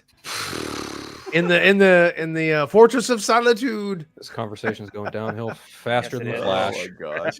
He's like, I know, like, to take a Super Bowl. Like Brad, I saw your tweet about that. Like, and I can agree. You can have better ways and more modern ways of expressing a kindness from a Superman rather than just like, here's your cat out of a tree, young man. Be sure to keep it safe. You know, like that's very. I don't think he would talk like that. I'm just. It's an exaggeration, okay, to make a point. Get with the program. No, do it again. I mean, that's very 1950s. Like, you know what I mean? Like, stay out of the streets, young man. You know. Anyway, I can see you talking to people like that. Did you also see that I got some pushback when I responded to I was listening. There was this one journalist I followed, and she said like, "Hey, everybody, like, what do you think are your favorite action movies of 2020? Because I'm a big action guy." Mm-hmm. And what do you think your biggest of what are your favorites of 2023? And I listed off everything so far. And I said Rebel Moon, presumably. I put presumably in parentheses, and this one guy. Yep. And there are people seeing the premiere in LA tonight that I know that I am in absolutely no way green with envy about. You're a bad liar. Yes, I am a horrible liar. But yeah, this one guy came at me over that, and he said, like, how dare you, like you think you're gonna like it because this one director that you like made it. It's you'll just eat whatever like slop he puts in the pig's trough. It was the most ridiculous conversation I ever had because it's like, okay, so I'm inferring from my experience with Zack Snyder's filmography that it is more likely than not that I will really enjoy Rebel Moon, and for some people apparently that's a problem. Yeah, because like for me, you know, as a fan of Zack Snyder, I've yet to see a film by Zack that I've disliked. There have been some that I've liked less than others, but I've yet to see one that really just left me with a bitter taste in my mouth after watching it. Personally, I've never had bitter taste, but I'm not a fan of Sucker Punch. I had a similar thing happen to me on Threads today. I said, and I've got it pulled up. I said Aquaman is without a doubt the best DC film in the universe, not directed by Zack Snyder. In parentheses, because his trilogy will never be topped. And then this jerk was just like, the Batman by Matt Reeves tops all of them without breaking a sweat. And I was like, well, it isn't in the same universe, so no. That's not my point. I mean, cool, you feel that way at all, but yeah, not in the same universe, so therefore it isn't even the same conversation. He's like, I understand your point, but I do disagree with the Snyder praise. I found the experience to be a wholly negative story, and it seemed catered to the Fast and Furious type audience. It's just like, okay, dude, what the Fast fuck and ever? Furious type audience? I don't even like Fast and Furious. Yeah, no. It's like, why the fuck did you come into my mentions to begin with? Oh, because you saw me praising Zack Snyder, so you had to just go right and shit on it with something else. It's like, real quick, Dwayne did Jackson follow you over to Threads, man? huh? Did Jesse follow you over to Threads? No, it wasn't Jesse. Dwayne Jackson with a $20 super chat. Dude, thank you so much. Sir. Here is your doomsday explosion.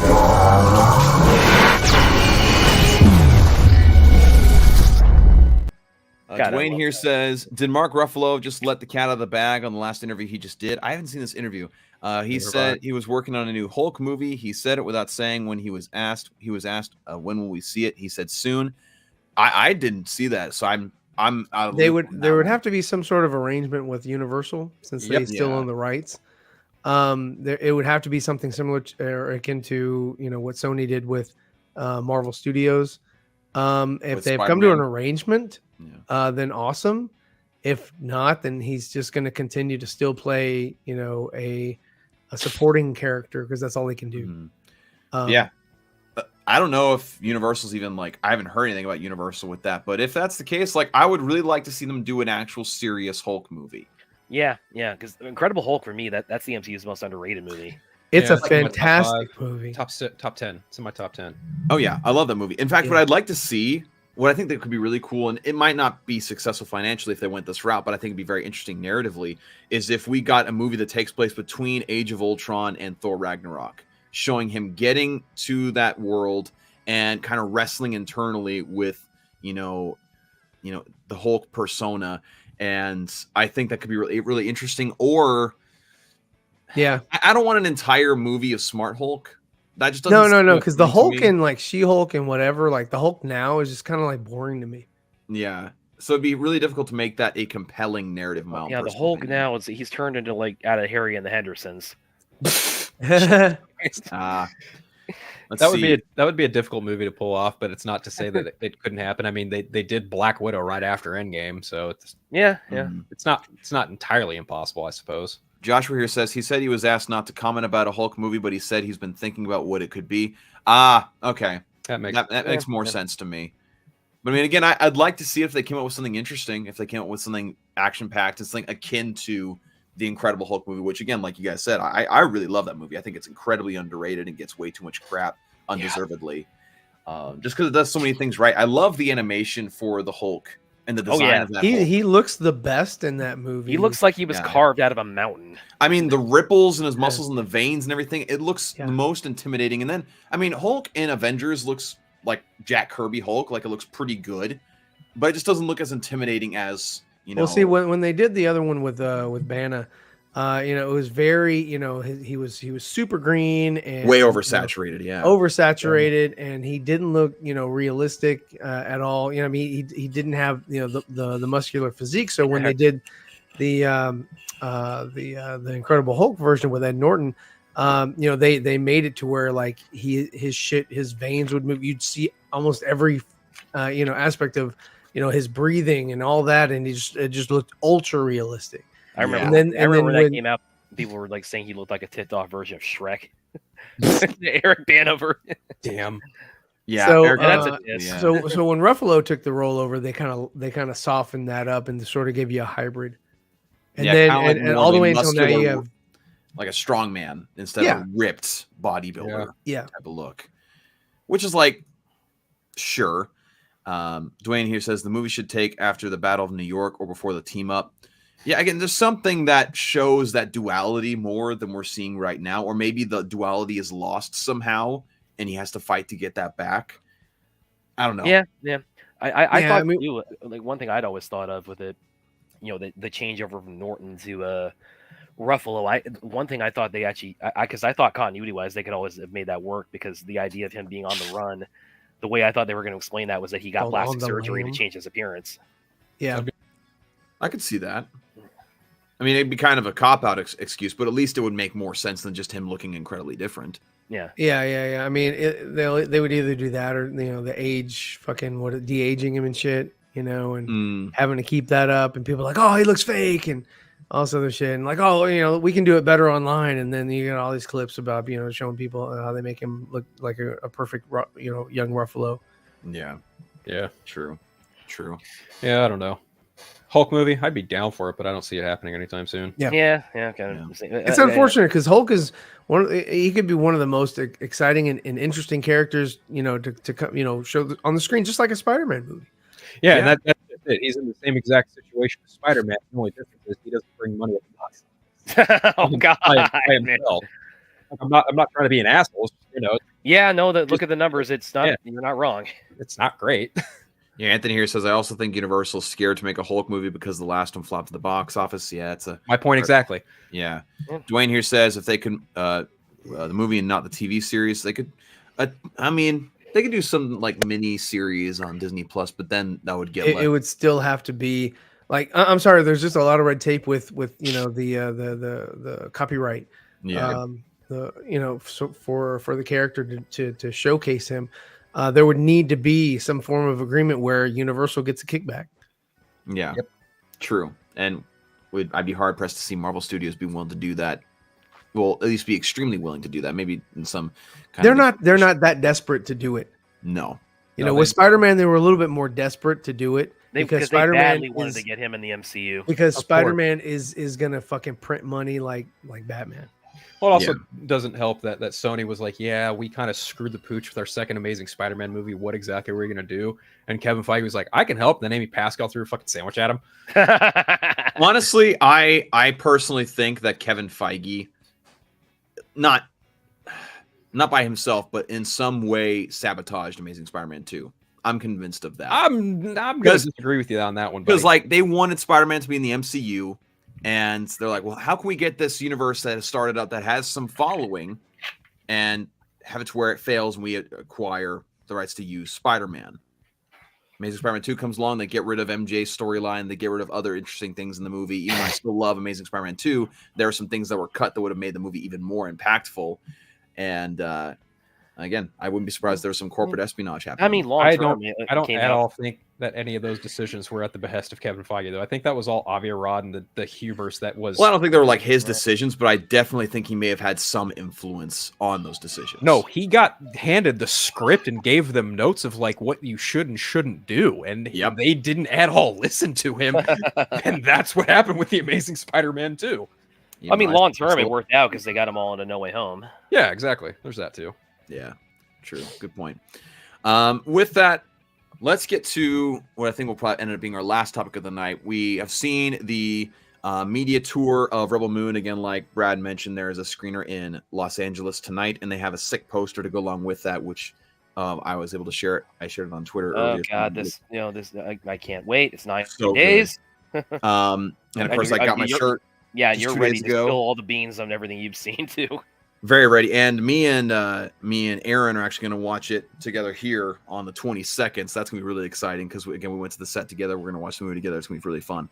But in this press tour, which again has been all fantastic, and the movie's getting a lot of hype, and I'm super stoked for it. There was an interview that came up where in the interview, Zack looks incredibly tired. Every 10 minutes, you two are going to be like, oh, we saw that. Oh, we saw that. Oh, we saw that. We were there. Yeah. Well, it's probably going to only be like one section of the movie. That's why they're watching it together so that people don't like throw shit at them. That and we can't find a theater near us that'll show it. So that kind of sucks. Yeah, but it is going to be that Leo DiCaprio gift of like, oh wait. Yep. Yeah, absolutely. Like I saw that weapon. I held that weapon. I stood in that. I took pictures of that actor. Yep, that's exactly what it's going to be. Yep. But going back to my initial statement, there was a certain interview during this press tour where Zack is clearly exhausted, clearly tired. He's jet lagged as hell, I bet. Oh, yeah. And he was asked the question he's been asked many, many times on whether or not he would want to complete his Snyderverse as far as DC is concerned. And his response kind of kickstarted a lot of fire this past week, where he said, "Yeah, if Netflix acquired the rights to it, absolutely, I'd love to." And so now it's just like, oh well, the Snyderverse to Netflix has kicked back up again. Which again, we've all expressed how much we want Zack Snyder to finish at some point. We'd love to see it. The logistics of it just doesn't seem incredibly likely. But I just want to hear from you guys. Do you put any stock into what was said in that? I know we've talked about this option in the past about Snyder completing it. We know we'd all like to see it, but the logistics of it are just a little complicated. But what do you take away from what Zack said? I think I'm going to go last. I want to hear what Ryan and Phil had to say. Okay. I'm assuming both Phil and Ryan, you guys heard that segment in the interview? I was told about it by our resident Andre Fernandez, but I didn't hear it myself. I didn't hear what he said. I mean, that clip is easy to Google, so. Yeah, I mean, it was just literally him saying, like, absolutely, if Netflix... If it's short, yeah. That way, our audience can hear it. Like I said, I didn't hear it. So like I said, Zach is like, because he was in Brazil, and then he's going to Tokyo, and then he's in London. He is like, I bet he is just so jet lagged with all this press. I'm sure he's in LA, which is back home for him now, but still, it's like he's gone all over the globe for this. So it's like, yeah, it's definitely the pressure is taking a lot out of him, as you would expect. But yeah, he's definitely it's taxing, to be promoting something at this scale where you're doing. I mean, I'm wondering like how many interviews a day is he doing right now? I mean, I'm sure just tons. But here's the exact quote. I haven't found the video, but I found the exact quote. They asked him. He said, or they asked him if he would return to superhero films or specifically DC. He said, if Netflix owned the rights to the DC characters in my extended universe, of course, absolutely. Yeah, no question. Of course, there's a big if to that. If Netflix owned the rights to those specific versions of the characters, which again, there's a lot more red tape around that than people would give credit for. But that's the quote. Okay, so what you got for us, Phil and Ryan? God. All right. I defer to Phil. I'll let him go. All right. I feel like I'm going to be the moderating voice here tonight. I am so sick and tired of people asking him the same fucking question 10 different ways to Sunday, because obviously, especially when his new movie's coming out, that, and also because they don't care.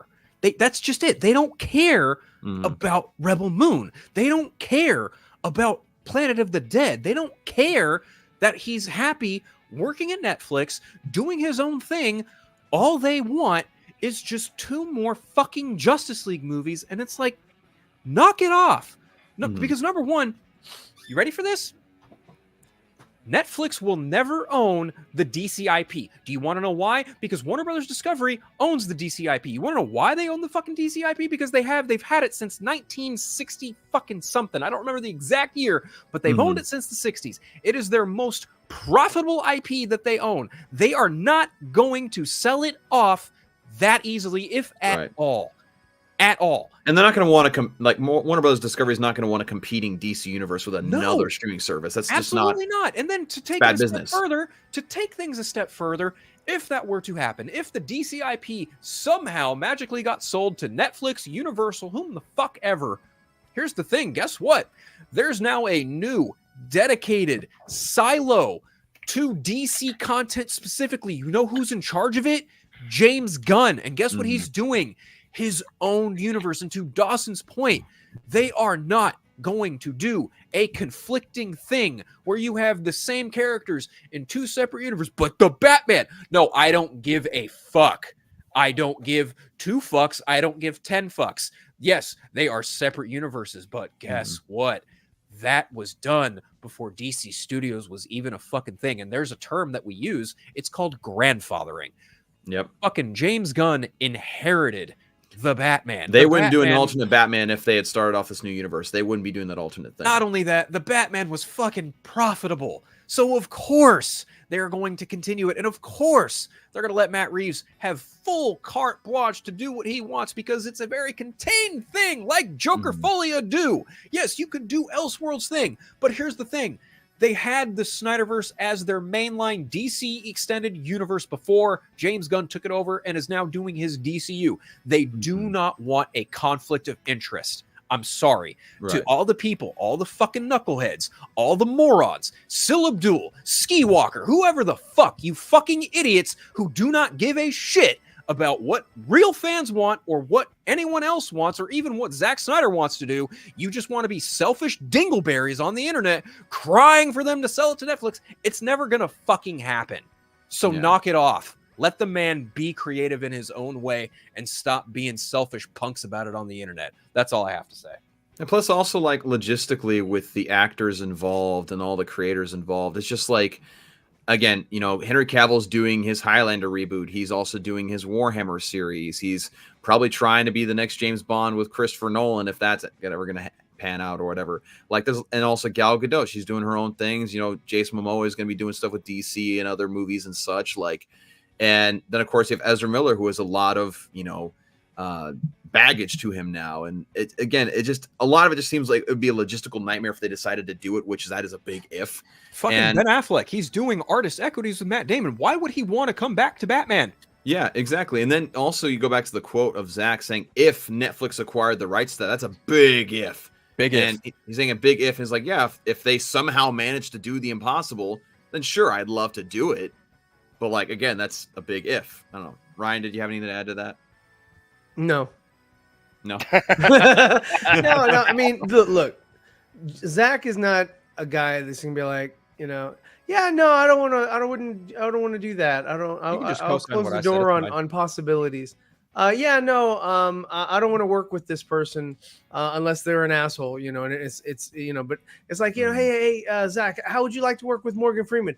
Oh yeah, I'd like to work. Yeah, I think Morgan would be great. Yeah, he wouldn't be like, nah, fuck Morgan. I don't ever want to see that guy. He's horrible. You know?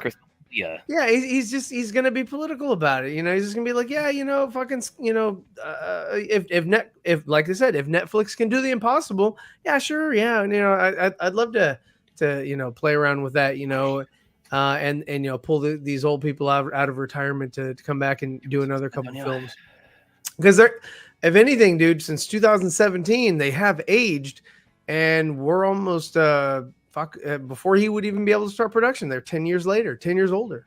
Yeah. And, you know, and it's so, guys, I mean, I'm not one to say, hey, you know what, throw your hope away. But it's like, dude, it just kind of seems like, you know, these smaller groups that are on the internet or whatever, so they're just kind of holding on to it, clinging to something to say, hey, you know, we're in the what if group, and we just want to hang out with other people who want to be a part of the what if group. And, you know, it's fun to, you know, fantasize about, you know, the what ifs. And that's why Andre and I did Project Justice League, because it was a what if. Yeah. You know, and it was just like, you know what? And it was supposed to sort of satisfy that sort of need or desire that a lot of people had. It was like, wow, yeah, you know, I'd love to see, you know, Justice League Part 2 and 3, you know, but I'm not a visual person. I'm not a creative. I don't, you know, and we're like, hey, you know what? We are creative and we can put something together visually as well as audibly, because we got a lot of really good, you know, voice talent. I mean, you know, Dawson was doing it too, but, you know, he helped out a little bit. He helped out a little bit, you know, and, you know, so, you know, we're like, hey, you know what, we'll give people this, and I know it won't satisfy everybody, but it'll satisfy hopefully most. And I think we accomplished that. And for those people who are still sort of trying to hang on and just want to be a part of that group, it's, again, and we've talked about it in other streams or whatever, but it's just like, you know, people who want to feel like they're a part of a group. They want to feel like they're a part of something. Maybe they missed out on the Restore the Snyderverse campaign. So like, okay, you know, or I'm sorry, release the Snyder Cut. Release the Snyder Cut. Now Restore the Snyderverse, because that was what this thing, you know, was going to be or whatever. And after a while, you know, we kind of caught on that, hey, the people that are closest to Zack aren't retweeting this or even hashtagging that out. So it's like, okay, maybe that's really not a possibility. And then, you know, after he, you know, released Army of the Dead, and then, you know, was in production in Rebel Moon, we're like, okay, it's even less and less likely. And then with, you know, was what happened with James Gunn and what happened with Henry Cavill, you know, being shunned, coming back publicly saying he's back as Superman, and then the very next day, legs cut out from under him. He's not going to come back and play Superman again. Yeah, no, he won't. I mean, Ben Affleck, he's fucking, you know, 3 Shades of done. with coming back as Batman. 3 Batman is or his like favorite 5, character, and he's right? not yet. He's not coming back, dude. You know, Jason Momoa, he's a party player. He's gonna do what he's gonna do, and he's probably gonna do the Lobo thing. You know, Ezra's got his own issues. You know, hopefully, you know, things will happen with him later on, but you know, Gal, she's doing her own thing. She had, and I'm sorry, but without Zack, like Red Notice wasn't good, partly because of, you know, Dwayne Johnson and Ryan Reynolds. It was a love letter to themselves. It just wasn't good. And with this other one that came out, I hadn't seen it, but I hadn't heard anything good about it. Heart and Stone. I heard that sucked. Oh, I had forgotten that And existed. yeah, and I haven't heard any good things about that. And you guys haven't watched it probably because nobody has praised it and like put it, you know. Honestly, I forgot it came on your out. radar. If I'm being brutally honest, I totally forgot it came out. Just haven't had the time to watch it. I saw the little, you know, the little poster or whatever on Netflix, and I was just like, skip. You know, but you know, you've got, you know, everything going for this guy, and like I said, he got asked a question that he's been asked a million times, and he probably thought he was being clever, but like, yeah, if Netflix can acquire these versions of this character, which probably will never happen, then I'll do it. And also, if you, but I'm going to be positive like, about your response. I'm not just going to cut you down and say no. I'm not. Yeah. I'm not interested. I'm not going to do DC anymore. Please leave me alone. Because he's promoting Rebel Moon. He wants these very same people that are asking and begging for this to watch his Rebel Moon, because Rebel Moon is not Star Wars. It's not Star Trek. It's not something that has a following yet, because no one knows anything about these characters. So he's fighting for eyes. He wants people to view it. So he's not going to say anything negative. Yeah. And plus, if you watch the interview, like, Zack is clearly yawning and rubbing his eyes. Like, he's clearly visibly exhausted. Even if he was drinking Red Bulls and fucking all kinds of energy drinks and shit, and he was at the top of his game, he would still be cordial. He would still say, yeah, sure. If Netflix can fucking swing a deal, I'll definitely do it. But I'm going to be with Netflix, and my focus after this is Rebel Moon 2. And my focus after that is Planet of the Dead. And my focus after that is the fucking Norse God, animated show. And Dawson, I did want to ask real quick before I kind of gave my 2 cents on the whole thing. Like, what was his demeanor? Because, like you said, he's clearly, like I say, he's probably jet lagged as hell. In the interview? Yeah, but it's like, was he? Did he look taxed at all, or anything on the Rebel Moon set when you visited? Oh, when I visited the set, I mean, no, he was having a good time. He was having a lot of fun. There was a lot of jokes. Like, it was just very smiles all around. Yeah, because I mean, from seeing like behind the scenes photos and interviews and things like that, without me having actually visited, as Zack Snyder said, it's like he's just always seemed very energetic, very like a kid in a candy store when especially now that he's his own DP on things. Oh yeah, absolutely. And I think Deborah after Army of the Dead, she said something to the effect of like, from here on, Zack is most likely going to be his own DP on everything, because he just really he just really like getting the heat of all that. Yeah, he loves getting his hands dirty with that. And Dwayne Jackson here says, when Netflix did the Sandman series, is that a DC character? Yes, it was. But here's the thing. Character. Sandman is very obscure.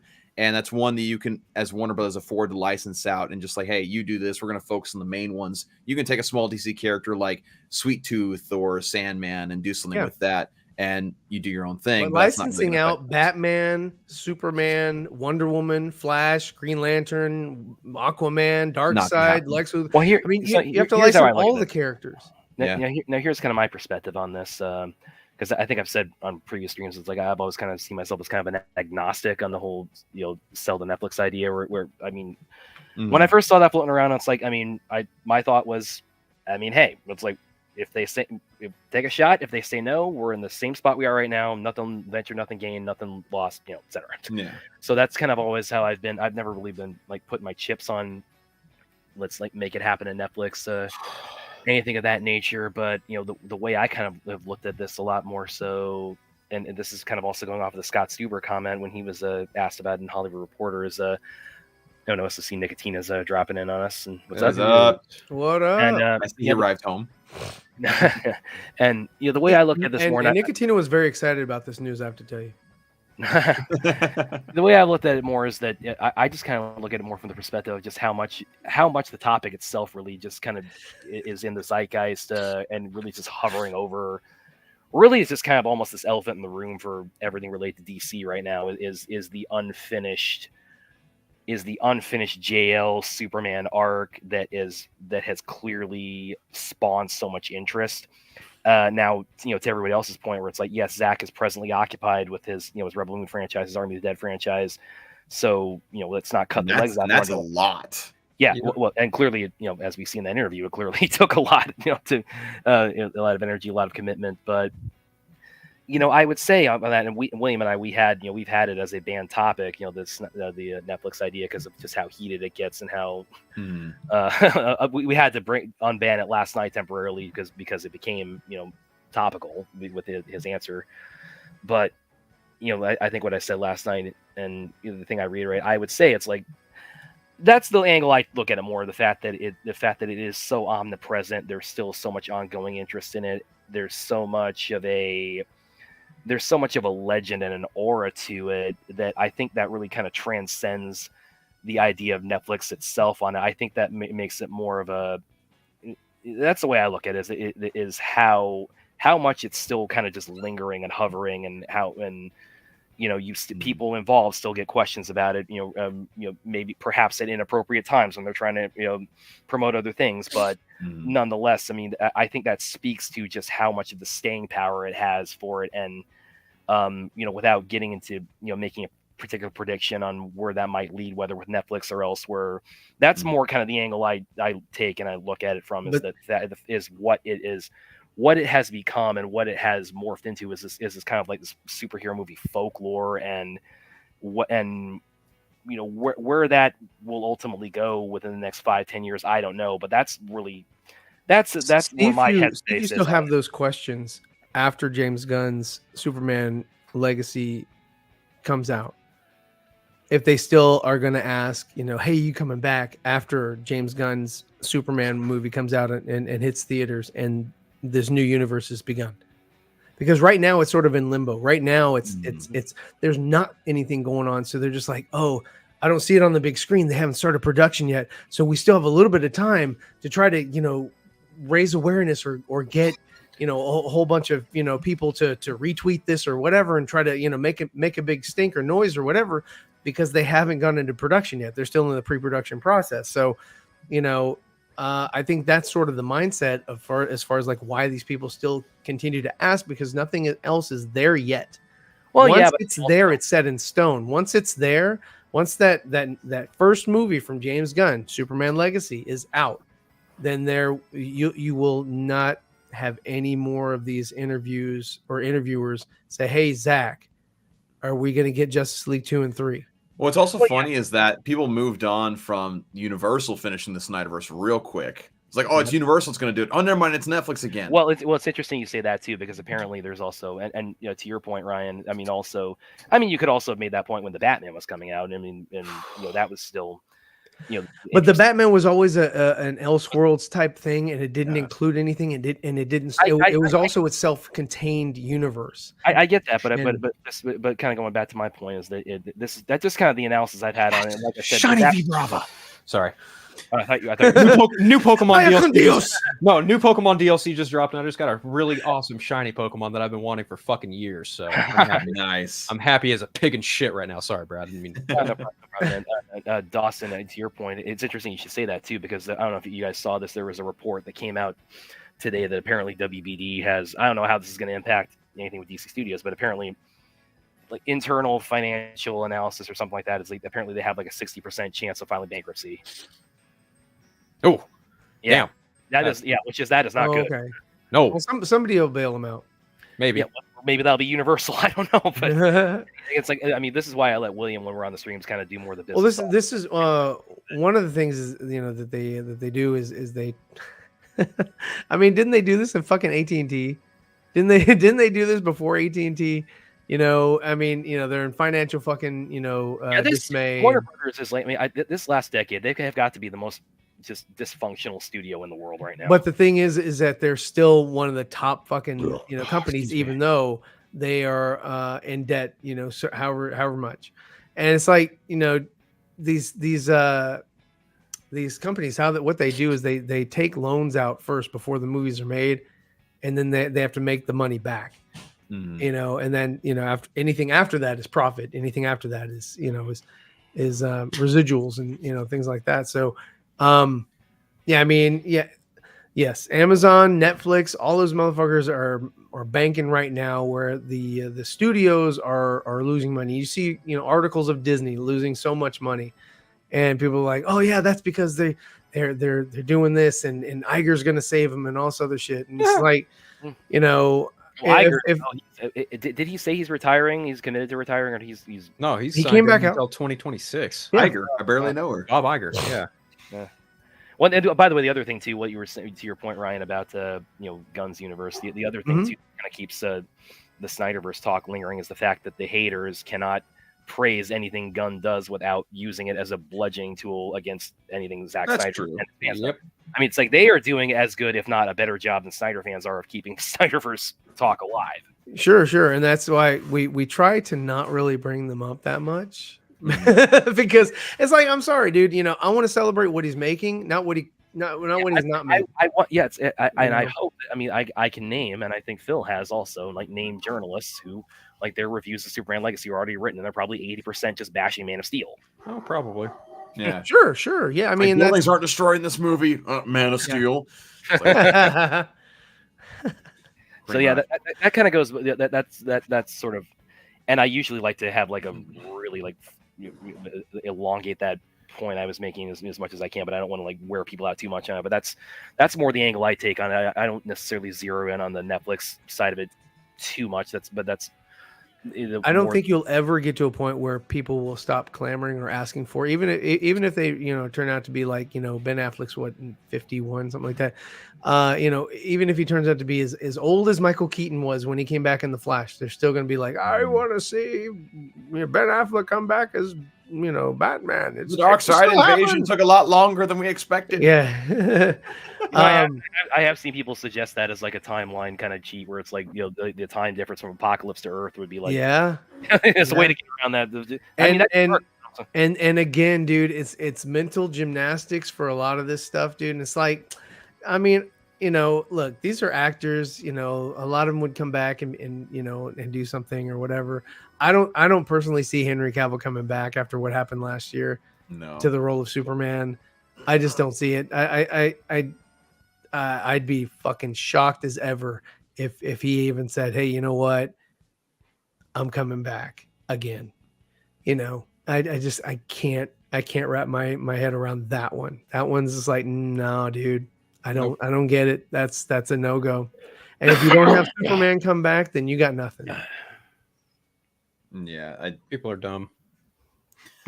That's a good general statement, Phil. Yeah. What other way is there to say it? I mean, truthfully, like people are really trying to clamor on this idea that once he's done with Rebel Moon, once he's done with Planet, fans. Do you guys think Zack answering the question about his DC universe was a genuine answer? Was just giving an answer just to give an answer? I personally think he was just being fucking cordial. Like, what other way is there to say it? Well, my personal thing is, again, it's a big if. If he's like, he said, if Netflix acquired it, I think Zack knows there's very, very little chance that would actually happen. It's like, yeah, if they somehow manage to do that, then sure, maybe. But like, I don't think he actually thinks it's going to happen.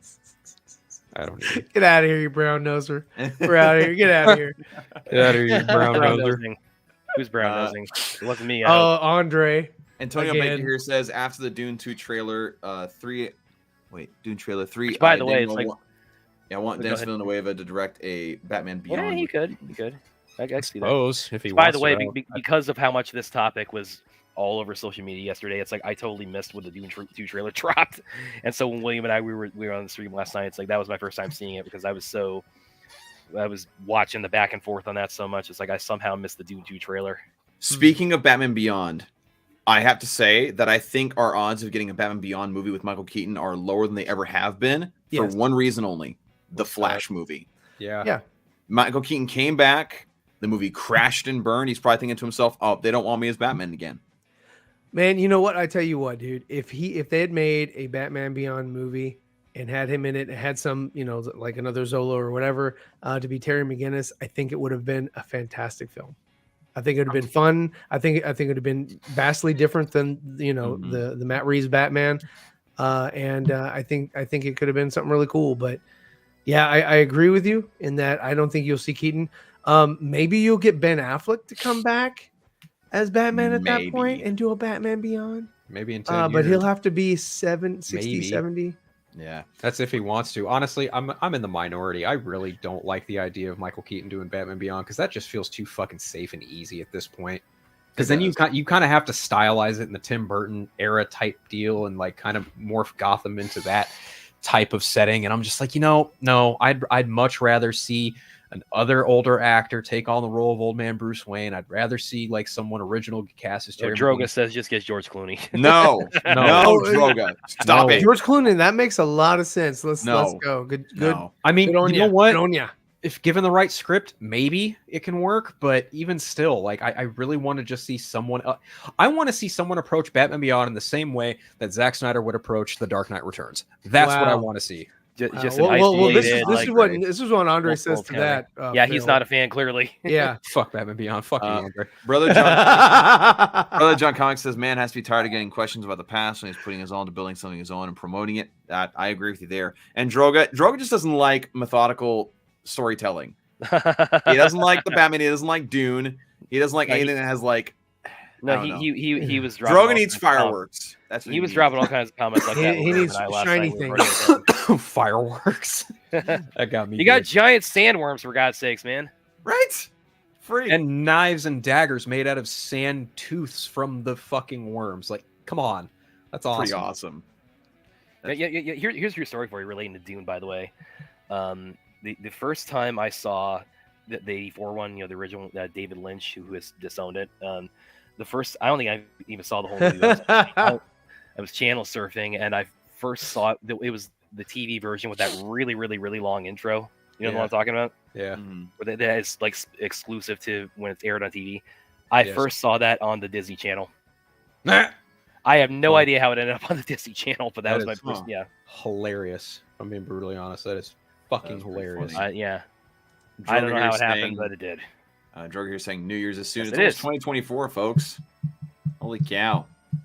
I remember being in middle school and thinking that 2015, my high school graduation year, being so freaking far away. now it's almost 9 years ago. Holy cow. Try graduating in 2010 and having your 10-year reunion in 2024. COVID fucked your reunion up. Oh, yeah. True. My class was going to have like a 5-year reunion and then it happened during COVID. It's my 5-year reunion. I don't know why they were doing graduated? I graduated in high school. 2020. Graduated in 2015. I graduated high school in Italy, so it's like we're not having any kind of reunion.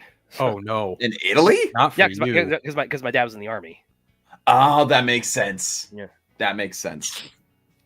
So I spent wow, graduated in Italy. That's something not a lot of people an army base. In fact, true story about that. My high school that I graduated from, the same high school that Sharon Tate graduated from. Huh. I kid you not, Vicenza. The base, the town is Vicenza, Italy, which to give you like geographically. Frank graduated in 1985. 1985? Fuck! Did you really graduate in 85? Yeah, fuck you. Hell no. I was genuinely asking. Wow. I'm sorry. Wow. All right. Wait, hold on. Let me guess. 91. Wow. No. God. Wait, how old are you 79. again? Huh?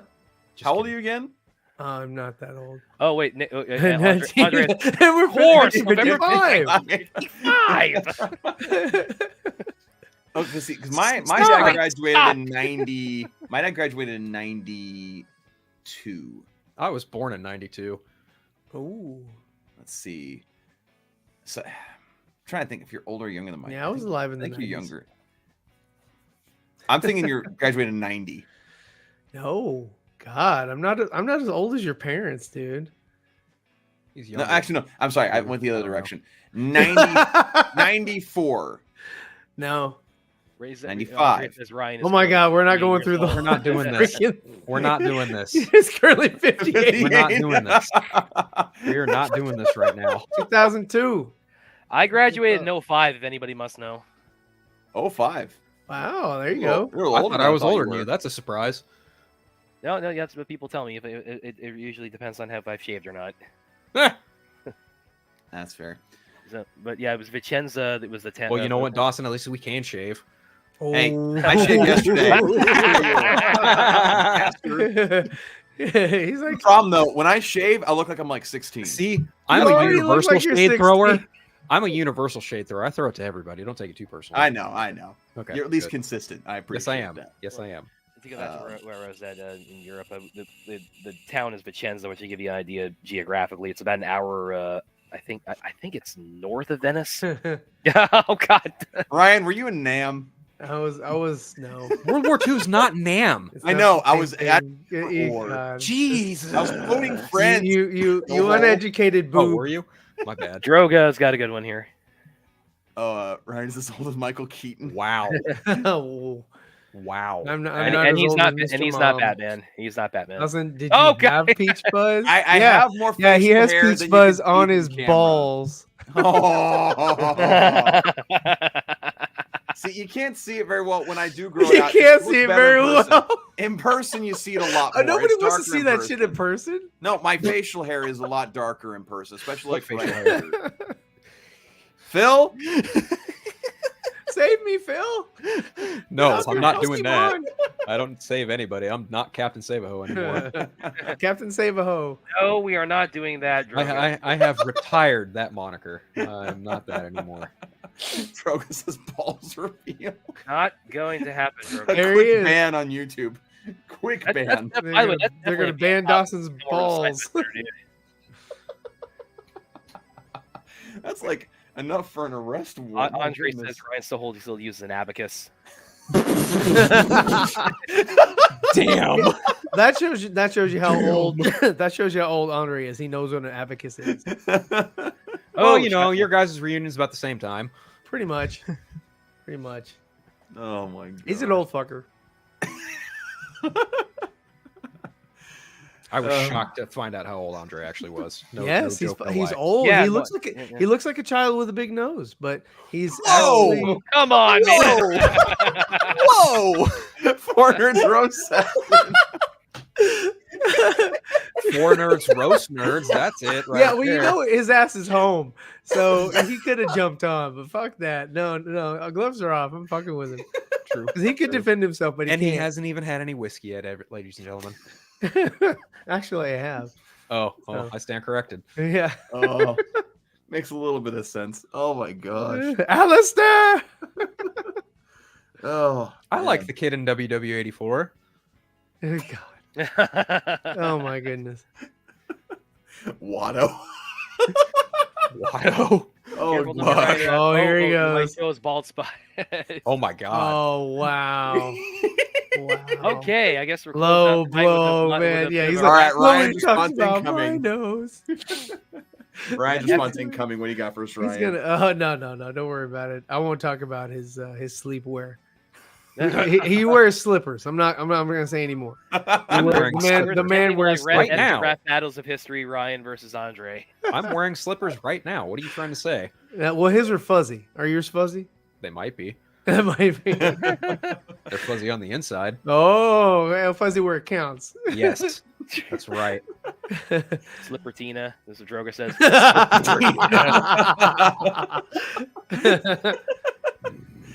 Oh man, that's too good. That's too good. All right. Well, I guess, guys, we've reached the 2-hour mark, which is generally where we like to leave the show. Let's just go around the horn. Brad, is there anything that's coming up for you that you need to promote?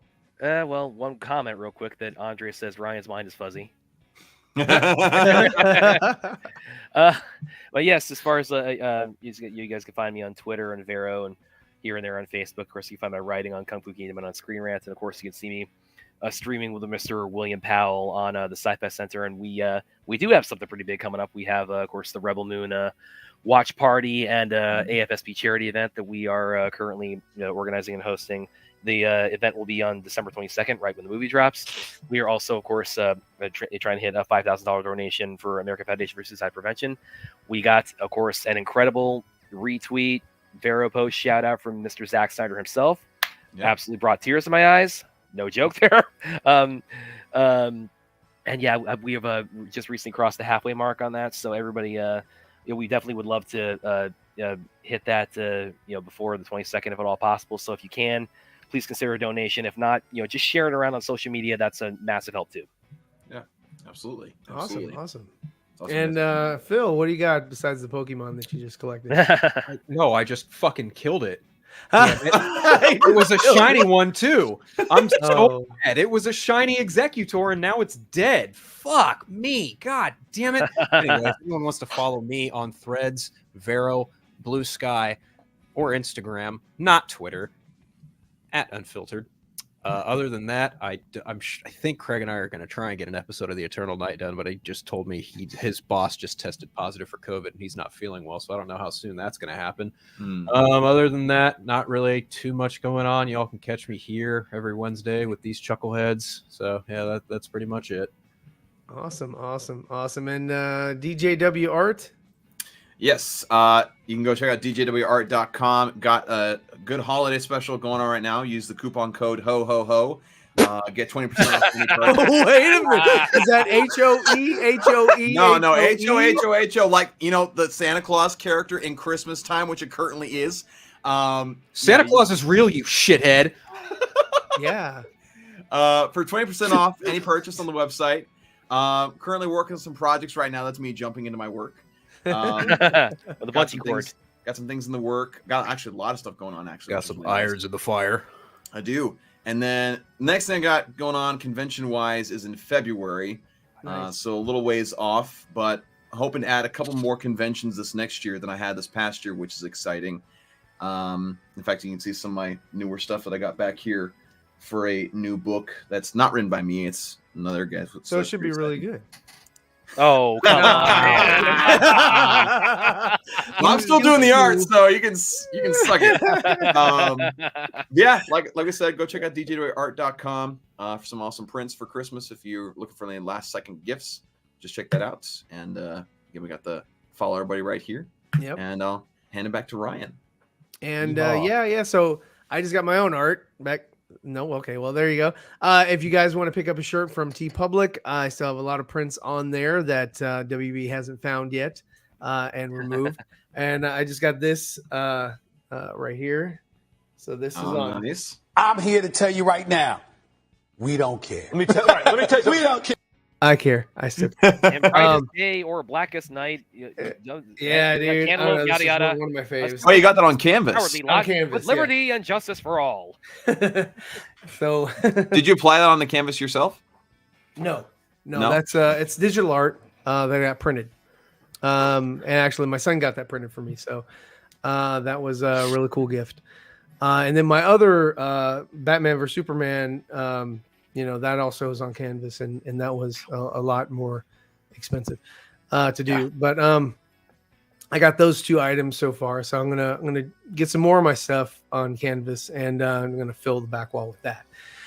And yeah, so I'm still writing on. This is my my superhero. I just got the shirt in. This is his little logo or whatever, and nice. I'm all stoked. I'm almost done with drawing it, and then I got to go back and color it. I'm just doing the line art right now, and I'm gonna go back and color, and then add the bubbles, and then I'm good to go. And I'm pretty stoked about that. So I'm really trying to get that completed. And how are you doing the book? Are you doing the book all digitally, or are you doing it traditional? I'm doing this one all digital because it's it's sort of a precursor to my overall story, and I was hoping to use it sort of as a catapult.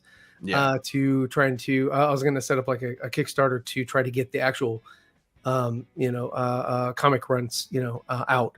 I wasn't going to do like I wasn't going to do a graphic novel. I was going to do bits and pieces of it so Single that I issues, could finally get the whole thing. I don't want to like say, okay, I'm going to do a graphic novel, and then it's like going to take me forever and a day to get it done, and then I don't have anything to show for it for a while. So I was like, you know what, let me do small pieces, and then I'll do maybe a cumulative book at the end.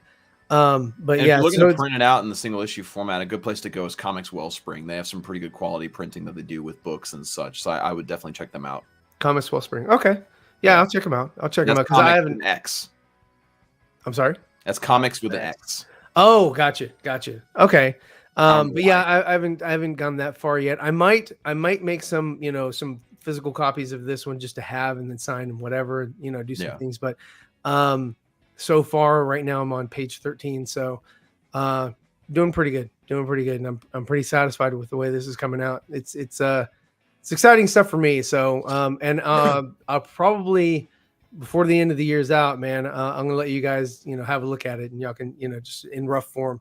I'll maybe pull it up on a stream or some shit, and just kind of have everybody kind of look at it and let me know what you think. Yeah, absolutely. That'd be awesome. Awesome. Fantastic. But with that said, I'd like to thank everybody for showing up and coming out, and for the super chats and everything. You guys are amazing. And also thanks to Andre for finding some time to come out and say hello to us.